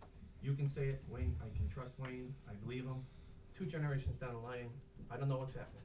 I hope it would be the same. Yeah. You don't know. A catastrophe could have happened in the family, and they need financing. Right. It's a possibility. I have the same concern as this gentleman, and I think, if you wanna do something similar to what you did was suggested on the prior. The acreage, we could do that. prior But the acreage property. doesn't limit where it is, right? The acreage, I'd say, Laid out differently. it's a different view. And location, I mean, I'll admit, the visibility of solar panels from my house is gonna diminish the value of my property. There's no question about it. And I don't want that. I don't, on the other hand, have an objection to to solar panels, solar energy. But I think it should come down to suitability. All right, just one last comment, as long as you add something new, because I really want to move this, because it's getting late, and we have one more to go still. Any last comments? All right, I'm gonna move to the board. Oh, My name is Joe Lane, and I'm at 222, the lone house in the upper corner there. This one, the That- little that- one right there? That one right there. Okay. And I just put solar panels on my house last year on the backside. And I came over here at 7 and I was still generating juice. In some ways, what they're proposing to do will allow me to generate more juice because they're gonna cut down those trees there. And it'll improve my sight line for another 20 minutes or so. I would have thought myself personally, Mr. Whittier, that you might have put the solar panels in that field on the backside and it would have generated an awful lot of juice. I walk around there a lot, and it is very wet in there. It is very, very rocky and ledgy, and it's broken ground and it's uneven. I suspect that as they get more into this, they're gonna find themselves in a lot of trouble trying to do this job. I don't know what your minimum is for acreage out of 20 plus to make it viable, but you've got your work cut out for you in that particular piece of land. And I'm not saying pro or con one way or another. I do know one thing, that northern one, if that particular area was developed, nobody would see it. I wouldn't even see it from my house, because it drops off pretty quickly. And right where it says lot there, a little bit to the right of that, where there's a ridge line that runs there that really blocks everything. There's kind of a natural cauldron in this area here, where everything flows down there. I've often dreamed of having Woodstock in that field because there's really a natural theater. It is very wet in there. Vernal, I mean, you know where it is down there. I walk around there, I walk in there a lot. It's a little over a mile around the field. I'm very familiar with it, and yes, it is underutilized as far as I'm concerned. But that's my comment on it, and I'm not against this, I'm not for it. I have my doubts about the likelihood of being able to do this viably. And that's something that obviously, that's frankly a risk we take as we go further in the engineering process. And, if I were, I can't stand here today and say every conceptual layout we do, that's how it's built. Because every property in this section of Massachusetts has issues. And that's part of the work that we have to do. all right, one last comment, because we need to move I did not buy this. this property to be next to a solar farm, right? I didn't buy it to be next to a commercial type district like that. And then the last thing is the land that he's not using, it doesn't actually cost him very much money because it's in 61A. That whole parcel of 75 acres is only assessed at $9,800. So I know it's not making him money, but it's not losing him money either. All right, want to make one last comment? So Joe, one, thank you for coming. I stopped at your place the other day hoping to catch up with you before the meeting, but to your point, with panels on your rooftop, we don't intend to cut anything up near your house at all. I don't mean that. Whatever you. That part right here, you cut those trees down and I'll get more juice. Did we get a piece of that? Huh? Did we get a piece of Only that? 5 minutes at the end of the day. Yeah, well. So, like I said, our intent isn't to upset neighbors. We've done our due diligence to design this. Barry knows, and so does one of the other partners in the company that has had conversations with us. They're not going out in the field. That's not what we are about, okay? We're a farm first. This is one of those other avenues that sustains the viability of our, I'll call it an addiction, because that's what it is. We're up early, we're up late, we love what we do. It's underutilized land. Without getting into numbers, the lease on this is less than what the town gets in taxes. So we're not getting rich on it. It's simply another form of income. We don't, you know, we could have come here and said, look, we wanna go right up to the 50-foot setback proposal. And we told them early on, it'll never fly. I wouldn't want it in my backyard. Clara, to your point, we've set back from your property line purposely. It's on the south side. We should be closer. Maybe we could get 5 megawatts there. We don't have that interest. And what we would like to do is utilize the land that we currently don't. Yes, it's minimally taxed because of the 61A, but it could benefit the town as a whole, our business, obviously. It's green energy, it's a renewable energy source. And in our little solar system at the farm, we've saved, in the time that it's been up, according to the figures, the equivalent of almost 200,000 pounds of coal equivalent, over 700 tree equivalents. And even though we take trees out of here, the carbon offset for a solar panel on this size, and I'm only speaking to this size, the offset is greater than what the trees are benefiting from right now. I'm not saying that that's the case on every system. Protec has done their due diligence. We've tried to do ours.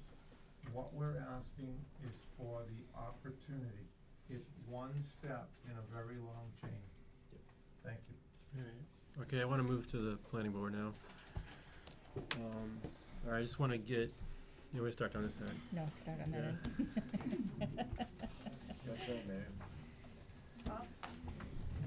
First and foremost, again, this is gonna go to town meeting no matter what we decide.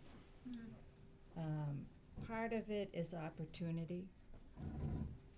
I feel strongly that, you know, that people should have that, at least have the opportunity to let the town weigh in, at least let you have the opportunity to give this thing a shot. I can see, you know, perhaps going forward, things could change quite a bit, especially with all the comments from everyone here. It's not in concrete stone right now. It can change. I vote that, you know, to be in favor of it going forward. I expressed my concern about solar panels in the town of Sutton and across the country before, so having said that, I would support this motion if we limited this to the acreage sufficient to support 4 megawatts on the western side of this property as indicated, as a general layout. In 2012, I was on the master plan committee for the town of Sutton, and a lot of research was done in that. We had hearings and so forth and so on. And there were basic questions. What do you like about Sutton? And one of the biggest things that came forward, and we got a huge response from the town. We sent out mailers. Most towns get 6% of the people sending them back. We got 25%, which says people in Sutton were really interested in it. Basically, the comments were they like the rural ambiance. And I think that's why a lot of people actually moved here. I have major concerns about putting a major industrial site in, we'll say, the middle of Sutton, or I don't have any problems with 146, frankly, that we've already outlined in the industrial park. Of course, most of 146 we can't do anything with anyway because the state owns it as a state forest. So that's all off limits at this point. But I really have, and we start piecemealing this. So we have one here. Now, the young woman over there mentioned that, you know, next year we'll probably have 4 more because, you know, Barry's doing his due diligence and he's out there trying to get these sites, which is his business, and no problem with that. So I have very mixed feelings, and I know the Whittiers has certainly contributed a lot to the community over generations, at least certainly since I've been here. You know, stalwart members of the community. So I really I would go with the western portion with the, 4 megawatts. But I'm really concerned about the visual impact and the water impact. Because there's, we're gonna change the dynamics of the community, and it will, not be up to our standards. Scott's looked at my notes. I support the project, moving forward, reduced.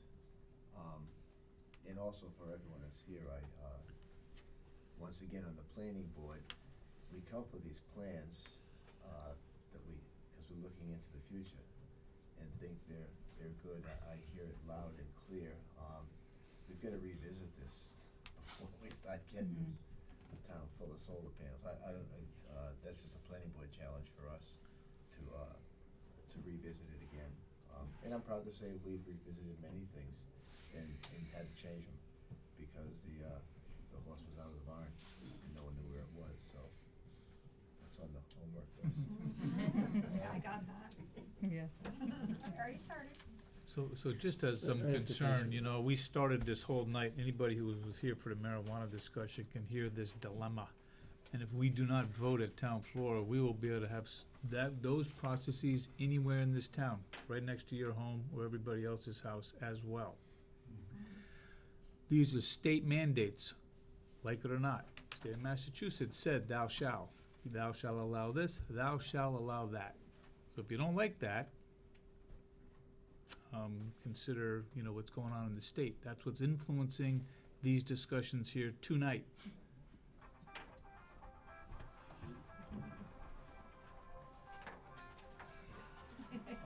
So it Oh, must wait a be minute. late. We need to get John Anderson. Yeah, I haven't got my opinion yet. So, from my perspective, it's pretty much similar to what I said last time. I have solar as well. I have solar on my barn, and I have solar, standalone solar unit that rotates with the sun. I do support solar. I do think it has its place. It is an industrial project, in my estimation, and anything over a certain size. I definitely support the Whittiers. I supported them when they came forward with the project to support their farm, and I felt very strongly that that was the right thing to do. I think the challenge here that I continue to worry about is that this can be done through the state process, but it is up to us to inform the pitfalls of or the positives of particular projects that come forward. And to me, it just does not feel that this is a controlled way of zoning and planning. We had already done that work. We did a lot of research into it to see. We looked at multiple towns throughout the area. We talked to the CMRPC to get, when we built our bylaw, we put in bonding, which most other towns don't do, at that time anyway, to make sure that if a project does go defunct, that it could be pulled out, but not at the town's expense. Another concern I have, and I've seen it on my project, this is still a young industry, and these companies go out of business quite often. In fact, one of the installers of my system has already gone out of business.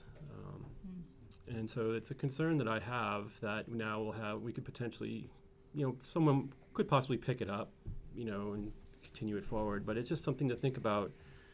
I think just overall, as a planning board, we need to address this because I don't want to be, having to go through these really difficult decisions for each site. 4 times, we have 3 this year and could be more next year. So I continue to, I'm just going to stay with the bylaw as we have it today, and I'm not going to support any project going on today.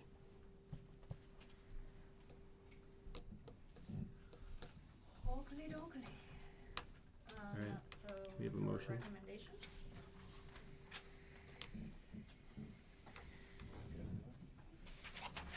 I'll make a motion that we support the overlay district on this parcel of property, limiting it to the acreage necessary to support a 4 megawatt solar panel facility on the west side of the property as indicated in plan. Second. Any further discussion? Call for a vote. All those in favor? Aye. Against? Aye. So So there's it's 4-1. 4-1. All right, then we'll move on to, Just clarify that 4 megawatts AC. huh? It should be clarified 4 megawatts AC. Okay? I appreciate your time. Thank you very much. Okay, we'll Nobody go to would, Card Street. nobody would buy 4 megawatts Card of diesel. No, but some, you know, you got, it's a difference Lady, in, you have there are 2 differences, so. I'm sorry, I'm a stickler on that. I'll be back.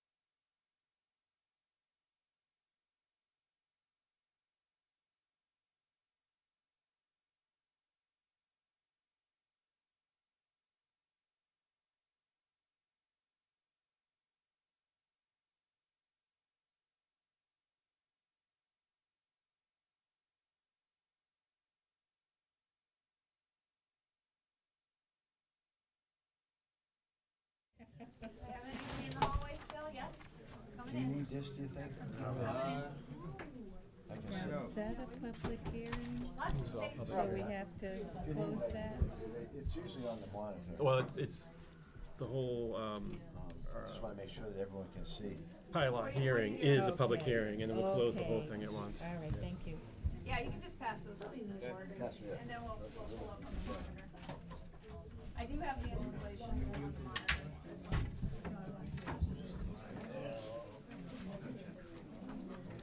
Thank you. Thank you. All right. Took a ride over there yesterday. A lot of shading over there. Sure. Okay, so if somebody can read that hearing wording on that number? Give it to me, I'll read it. I got it. Oh, jeez, I hold got on. it. Got it? Not the whole yet.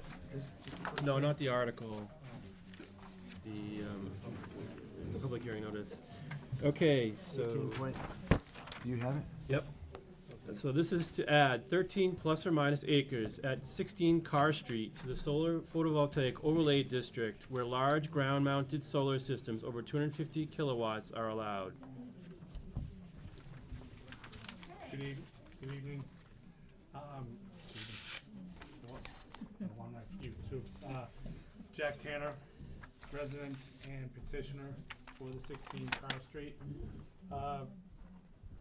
The hope is that Andre and the rest of the crew give the technical information that you will allow this project to go forward. And let Andre start. It's been a long night for everybody, so hopefully we can make this a little quicker than the previous two. Good job. My name's Andre Joseph. I'm here with Omni Navitas. We're a solar developer based in Boston. We work with a lot of landowners across Massachusetts and New York, and we're really just looking to provide an alternative source of income for landowners with unused land. So we're doing that with Steve and Linda Sizik. They've owned this property for 14 years, although they do live in Northbridge. So we're looking to do something extremely similar to the previous two presenters, although to a much smaller magnitude. And that is because we'd initially analyzed this project under the Massachusetts SREC 2 program, and the max size that we were allowed to do under that program was a 650 kW AC solar array. So that would only be taking up 3 to 4 acres. We've done our analysis under what Massachusetts is now calling the SMART program. The max under the SMART program is 5 megawatts. That's why we got the previous 2 larger presentations. You gotta stop talking now. But we're looking to cover the same 3 to 4 acres with this project. Jen, can someone just ask them to Go into the hall. go into the hallway our somewhere? office. Go somewhere. We can't close the Can't door. close the door, but But they can go into the office.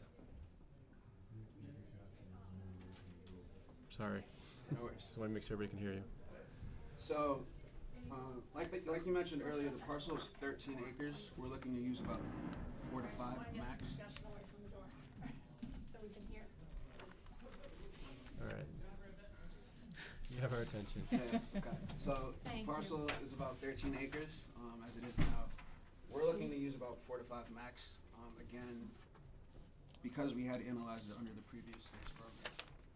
So, There's your layout right there. so here's the layout. How many So- megawatts is this one? So this is just under 1 megawatt AC. Just under 1. So obviously when we analyzed it under the SREC 2 program, this was a year ago, panels have gotten a little bit stronger. So we're able to generate a little bit more power with the same amount of space. But under the SMART program, I don't want to get too much in the weeds, there's an incentive for smaller projects. So that's why we're able to make this financially work compared to the larger ones that were just proposed. So again, I'm sure a lot of the questions are going to be similar to what's been asked so far tonight. So hopefully for me and for everyone else, we don't have to go through that again. But we're just trying to do it on a much smaller scale. So with the current bylaws, the front setbacks are 100 feet, and then the rear and sides are 50 feet. With this current layout, we are at about 150 feet at the front, and then, no, 200 at the front, and then a minimum of 150 feet to the east and west, and then to the rear we're at about another 200 feet. So with this design, one thing we really liked about the parcel was, one, we don't have to take down any trees. So we're not gonna be coming into the property, bulldozing trees, stumping everything, and doing a lot with the land. It's pretty much buildable the way it is now. And then the other thing was, the parcel already has a lot of natural screening. So as you can see on the east and the west, there's about 30-foot trees that would already produce natural screening from the waters. So then, in addition to that, with the 150 feet that we're using for the setback, we're planning to put in 3 different tiers of plantings. Can I borrow one of these? So you can pass this around, but we've included a screening plan into this.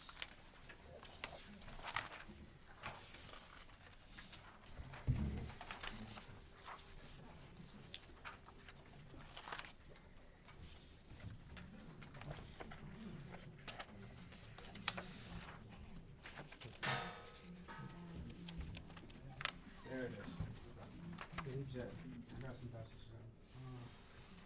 But as you can see with that, in addition to the natural screening on the site, we're going to be putting in a tier 1 of arborvitaes, which are about 3 feet high. The second tier we'll be putting in will be about 3 feet taller than that, and then we'll be putting in an additional tier that will start out at 10 feet and grow as time goes on. So it's our intention, we don't want anyone to be looking at this. We understand that's a big problem for everyone involved. So, I mean, we're willing to work with all the abutters to make sure no one's looking at this. I've offered to walk the site with one of the abutters, get lunch with them, and kind of figure out how we should work this to make sure they're not looking at it. Their house is at the north, south, east of where the array is going to be located. So they are going to have one of the more prominent views of the array, I think. So obviously we'll work with you guys to make sure you're not looking at it.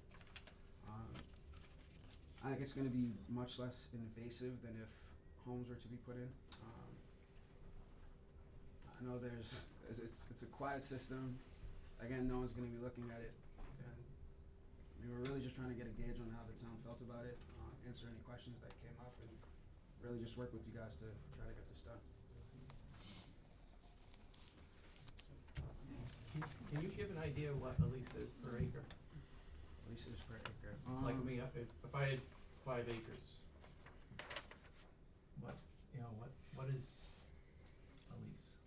So, with this, we're currently offering, so we base ours off of megawatts generated. So, we're at about 22,000 per megawatt AC. A year? Yeah. How many megawatts is this?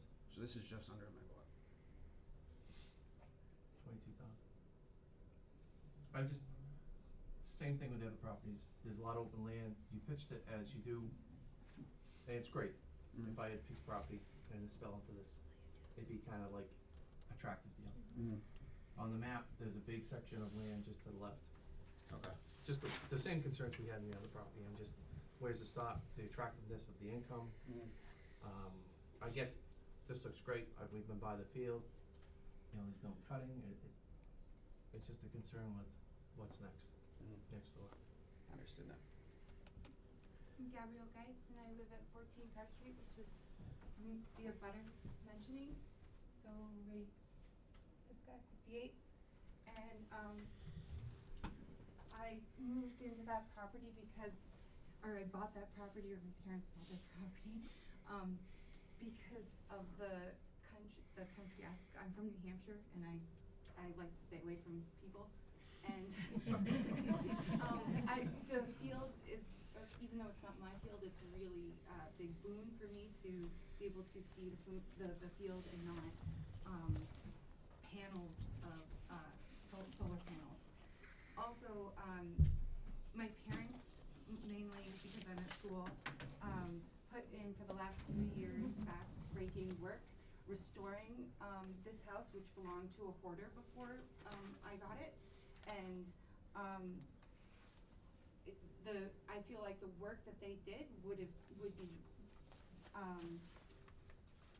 diminished by having a solar farm behind the house, because if we went to sell it, it would severely affect the resale value, which, they put in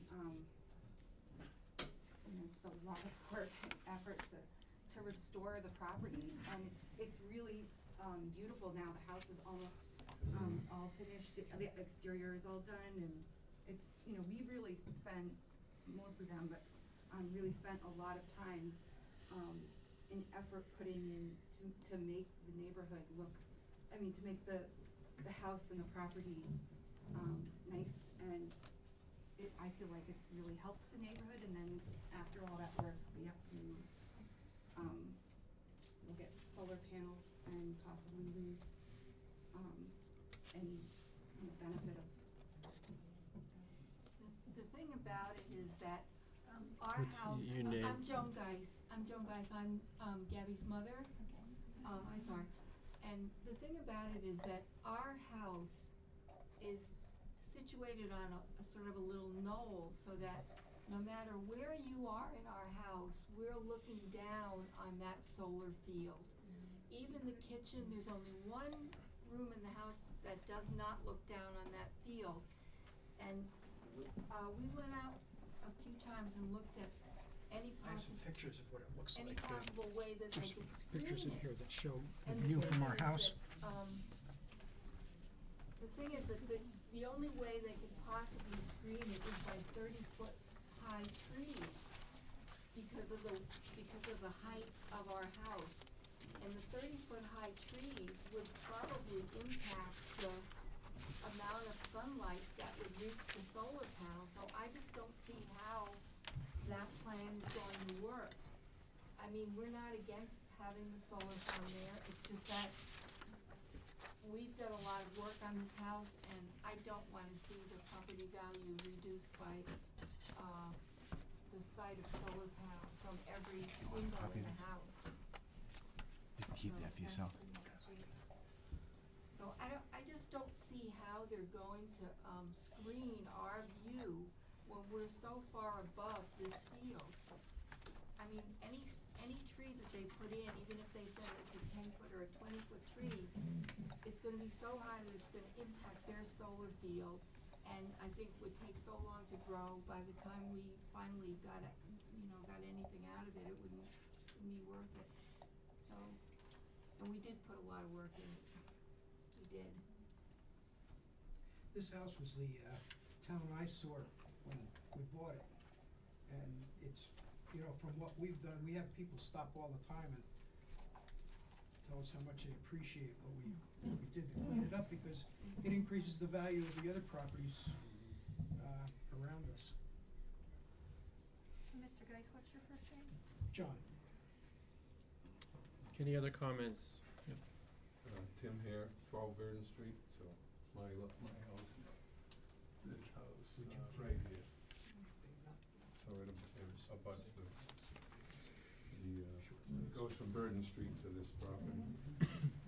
I have one question relating to the lot, which you may or may not have an answer for, but several years ago it was approved as a retreat lot for one house, which we felt was a very good use for the land, because it only has 50 feet of frontage. Can you put an overlay over anything? Okay, a retreat lot, if I understood that back then, that was, once it was approved for a retreat lot, it couldn't be developed for anything else. But I may be wrong about that, I'm just asking that question. Can you put an overlay over something that's Yes, already been it can't be, pre-approved? it can't be divided, so it's a retreat lot. Was it 5, the retreat lots are minimum of, Retreat lots for housing though, but they didn't utilize this permit, so in effect Yeah, the it permit's didn't expired, expired. so it doesn't even exist anymore. Okay, so that just goes away. Yep. And retreat lots are brilliant planning. Give us credit for that. It allows you to have reduced Sure. frontage, No, but you have to have 3 times the. 3 times the space, and that's No, I think it's a great use for it, really, it's a beautiful place. It does But bring up a question though on, they'll have to prove that there's buildability there, like it's a buildable lot. They'll Right. still have to prove that, Right. so. And I guess, I would say, I just spent some time in Corpus Christi, and I took pictures of the refineries there. And I sent them back to my family and said, we wouldn't want this in our backyard, but we depend on it. And so, I'm a realist. I don't really care to have a solar farm in my backyard, but it is what's happening. And if the boards and the people in the town work to make sure they're done properly, I'm not opposed to it or for it. I want it to be done. I wouldn't want 8 houses back there or 6 houses back there or whatever. Or I wouldn't want a 40B development coming in, because none of these towns around here have enough affordable housing, so developers could do 40B projects. So, as much as I don't really like the idea of it in my backyard, I wouldn't say that I would oppose it. One question I would present to these people is the safety of these systems for children. They're completely surrounded by fence. How high? Like, this one is 7 feet. 7 feet high. 7 feet is a minimum fence? They're Okay. locked. The only people who can get in are our company that does the operations and maintenance. Yeah, I mean, that's just always a concern, because you've got high voltage there, It's not, it's surrounded by fence. And how long does the construction take? 7 feet, with razor wire on the top, maybe. 7 feet never stopped me as a kid, but anyhow. 3 months. And that's a challenge for any of this in residential areas. It's just there's lots of kids around that area. And that is a real concern. My grandkids are in the house. Knowing how to ensure that they won't climb that fence. Really. 7-foot high chain link fence. No, you this. Is it required, like a swimming pool, that it's non-climbable fence? Do you know? I know it needs signs on it, signage needs to be on it. No. Okay, you know what I'm talking about? They make a Yeah. specific No, web. it's not required that it be non-climbable under code. I mean, that Okay, is certainly well, something that you might would be present something- during that might be the something review that- process. That it should be in there. It really should, because when you're putting them in residential areas, I don't think we'd be opposed to that. kids are going to wanna climb that fence. I don't care how much you tell them not to. Tell them not to, if I want to. Used to be just boys, but girls are just as wild. Yeah, watch it. All right, you have a comment? Yeah, Deb Clark at 22 Carr Street. How long you guys been in business? So, I've been working with the company for a little over a year. John and Glenn have been in real estate for No, 40 in solar installation, how long you been doing it? So, Omni Navitas as a company has been around for 4 years. We also have, just in terms of experience, we were awarded a lease with the MBTA to build solar panel, canopy panels on 37 of their stations, as well as, excuse me, sorry, projects all over Massachusetts and New York. So we have a great deal of experience, and we have been approved by the government authorities that wanted to pick the best solar company to do the MBTA project as well, so. How many projects have you done that are ground mounted in a field in a residential area? None. Thank you for being honest. Other questions? Bill Carkin, 22 Carr Street, her husband. Is there a chance that the field dimensions aren't gonna change once it's built? You said 4 or 5 acres, so if you were to sell it or do anything like that, it couldn't be expanded upon beyond the limits of what you're showing? So the economics of these transactions are that once they're built, to change them, to add more panels, to even to change the panels makes them economically unviable. Just because the cost of adding the panels on or expanding and going back to the utility, it literally makes the projects economically unviable. So you establish before you actually start construction, the economic viability of the project, and once that is established, that you live with that for the 20, 25 years, whatever the project Right. is. Your interconnection agreement is based on a specific design. So once that design is approved by the utility, that's fixed. That's fixed as far as the capacity of the system that can be fed back in the utility. So it's not going to change. It's not gonna change. In addition, it's just under a megawatt. And also, I'll defer to Andre on the specifics of the plan, but once the planning board approved the specific plan with all the conditions as far as screening, where the fence is gonna go, that's fixed as well. You can't change it until you come back, unless you were to come back to the planning board in the future. Yeah, we're not gonna get approvals if we try to change it after our initial drawings, so. Thank you. Any other questions from the public? I just have one more comment. I know Andre did talk about the screening that is there on the east side, which is where our house is there. But the fact is that a good part of the year, those trees don't have leaves as it is now. And you can see all the way to the end of that 13-acre field from just about every window in our house. I'm not against this. I think this is probably the best thing that could happen, but I would just like to see it designed with a little more sensitivity to the abutters, that's all. So, I just wanna reiterate that it is our full intention to work with you, all the abutters and the town to get this approved and make sure we're building it not just to our standards, but to everyone else's standards. But I don't see how you can do that with that configuration, Andre. You know, if you moved it back a little bit, I think you could do some plantings that would shield our view, but the way it is now, I just don't see how it's gonna work. I mean, that is something we could look into.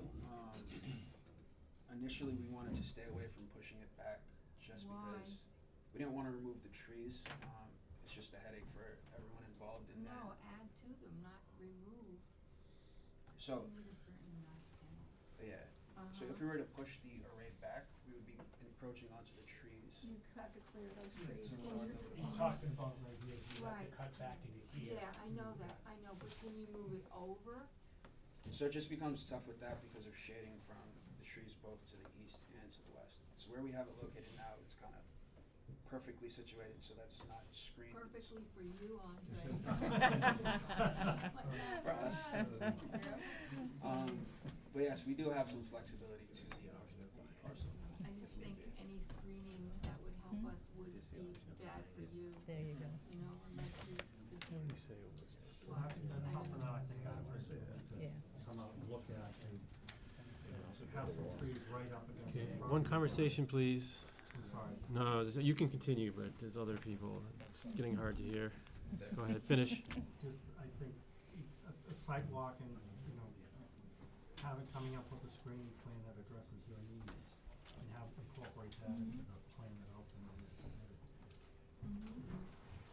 And That's our commitment, I'm, I'm also worried about the fencing because I see the kids on the the house that's next to our house on the corner of Burden Street and Carr Street. And they are a really lively bunch of little kids. They are really something, and I enjoy watching them, but I know they're inquisitive and they like to explore. Sure. And that's really a worrisome thing. That's one of the first things my daughter mentioned. What are they gonna do to protect the kids? So, that's about it with me. All right, any last comments? Because I'd like to move this. Would you, be willing to put that fencing that I'm talking about? Yes. If they put it into the. Yes, that'd be a condition. Because they do have a specific fencing that kids cannot get their fingers on. Okay. Yeah, definitely. All right, one last, yep, One last question. yep. So, Deb Carpenter, 22 Carr Street, at the end, it's a 25-year thing, is that what you guys are looking at? Yep. Life cycle So 20 years and then 20 years. with the option to renew for an additional 5. for an additional 5, so 25 years at the end out. Bond to decommission, get rid of everything, nothing's left on that property, Exactly. nothing. Yep. It goes back to the way it is. Yeah, I mean, with the way the bylaws are written now, that's all Okay. required, so. And so then what happens to the property? Maybe that's a question to Jen. Do they have to come before the planning board for whatever the next thing is for the land, whether it's houses, or different just- solar array, different. There's certain things in your bylaw, in the use table I talked Okay. about way early, Yep, that are yep. allowed by right, without any Right, kind right, of right. board for review. There are things that require site plan review, Okay. so it would be uses otherwise allowed in the rural residential district. Okay.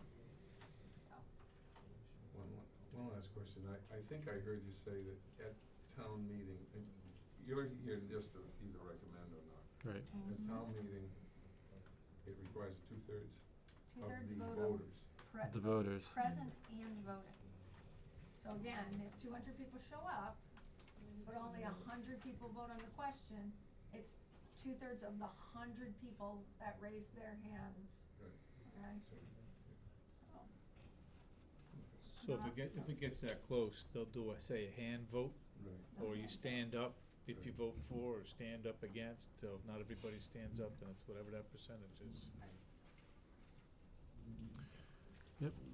Just a moot point, but if the fence is gonna be 7 feet, because you're on the planning board, you give them a waiver for that, for the 6 foot that's required in town? I believe our bylaws do a max of 6.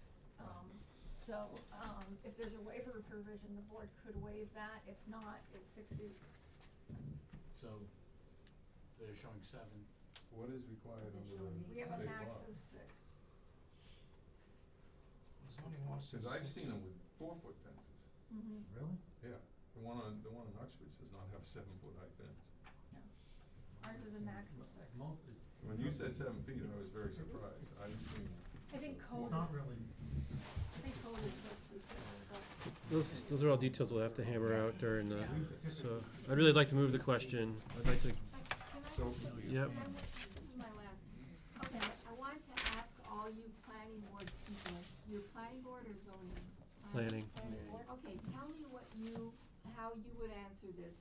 It says here that the solar overlay district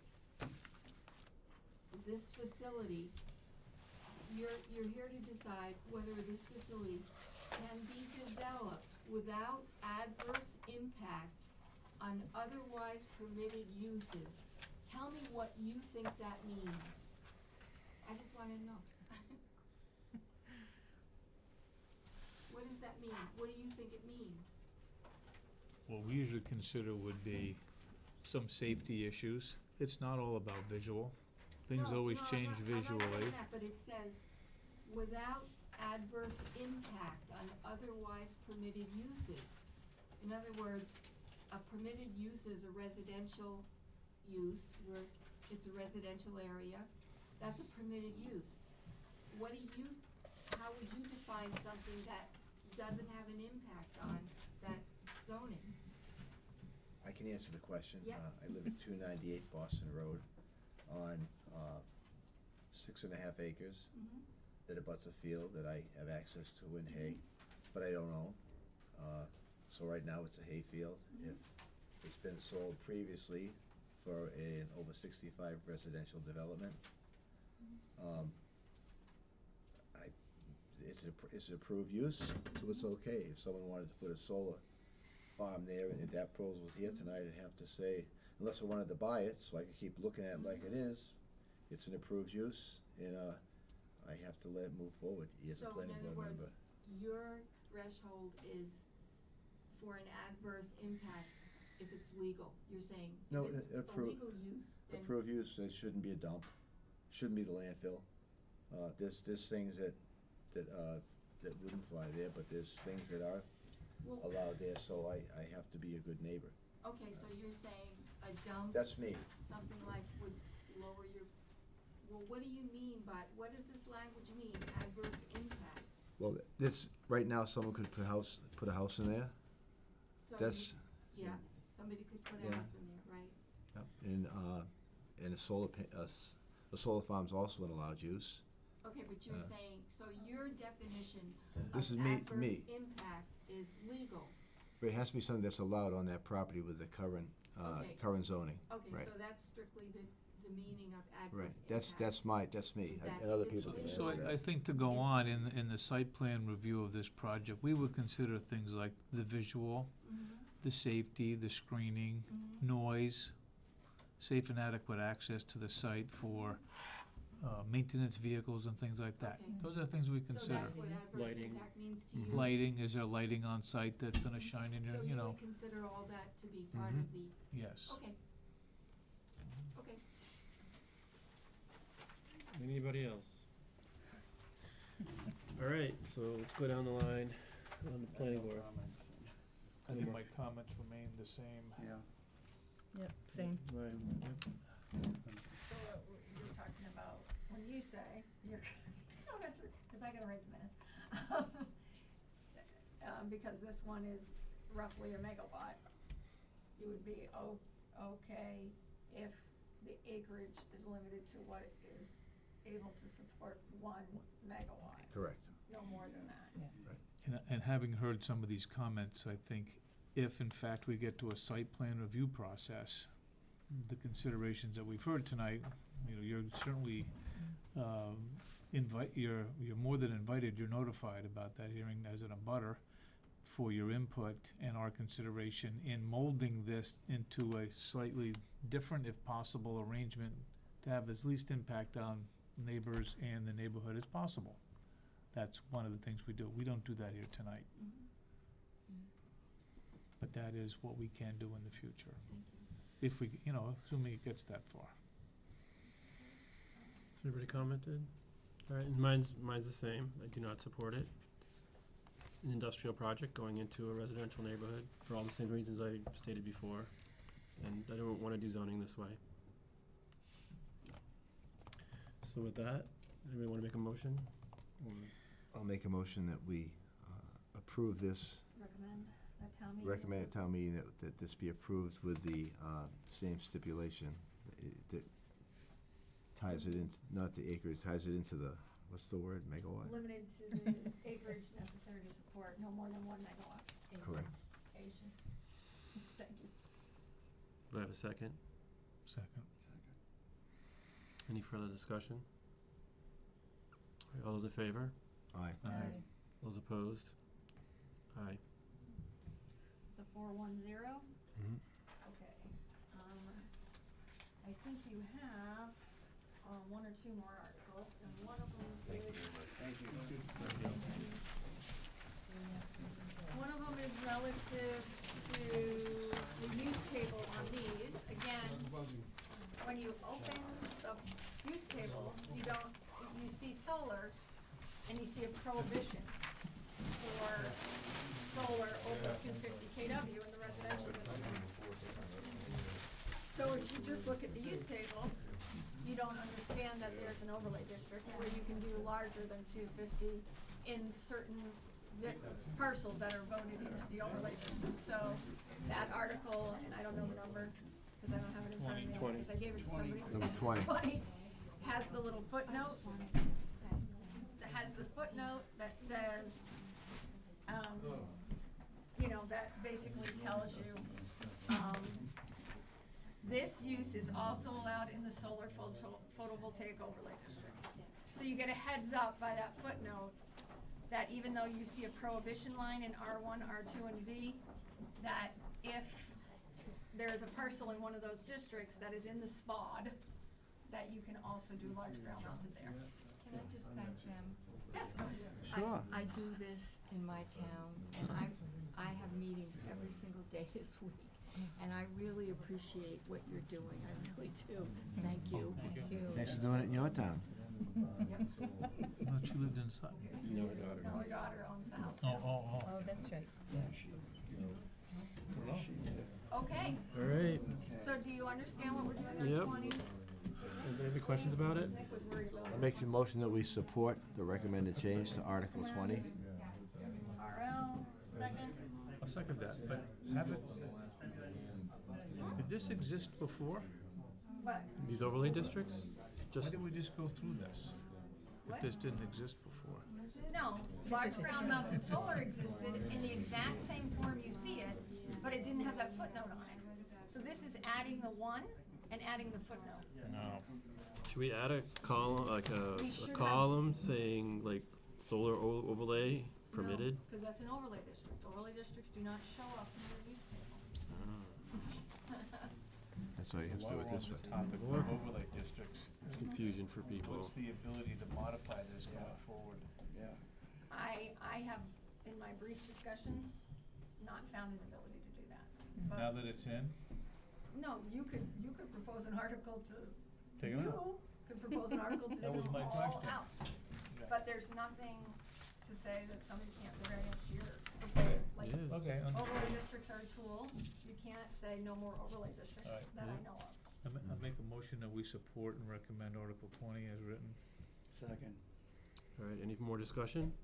Oh, okay, wait a minute. I That was just, a I Bob just, and a I Scott just, motion. I just did that. Yeah, that was a Bob, but the And you second by can- Scott. Can I just have the vote? Right. All those in favor? Aye. Aye. Opposed? So it's 5. That's 5. And, let me see, what else? Oh, and 21 was the article that Nikki requested about the town Oh, yeah. line. And he's happy with this. Yes. He likes the wording? Yep. Is anybody here in the public before we get in trouble? That would be you, No? Wayne. I make a This is motion that Thomas we Wayne. approve It's a Article, public hearing, still. Yeah? I make a motion that we approve Article 21 as written. Second. I'm gonna give that to Wally, because he Alright. never gets to be on a motion. What is the setback from the town line? 25 feet, Went to 25. Down to 25 feet. down to 25. And Right. is there a waiver provision? No, there is not.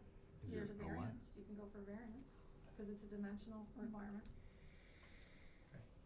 So 25 feet was the one that we agreed on, and we had. Yeah, we had it up to 50 at one point. Right, Yeah. back to 25, because 25. We rolled it back.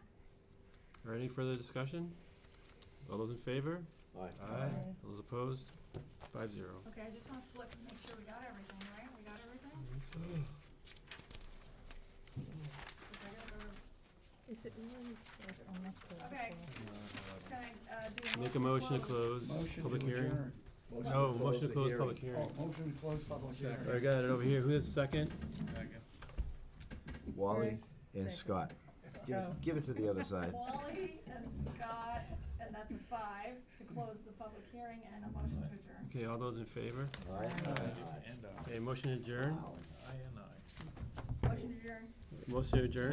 Second. Oh, yeah. I know he gave it to me yet. Cowboys. Come I'm on. gonna give that to Wally, made that motion, and, Scott was very eager to was give the second. second. All those in favor? And it is, what time is it? It's late, man. 10:55. We haven't done this in a while. No, that clock is wrong.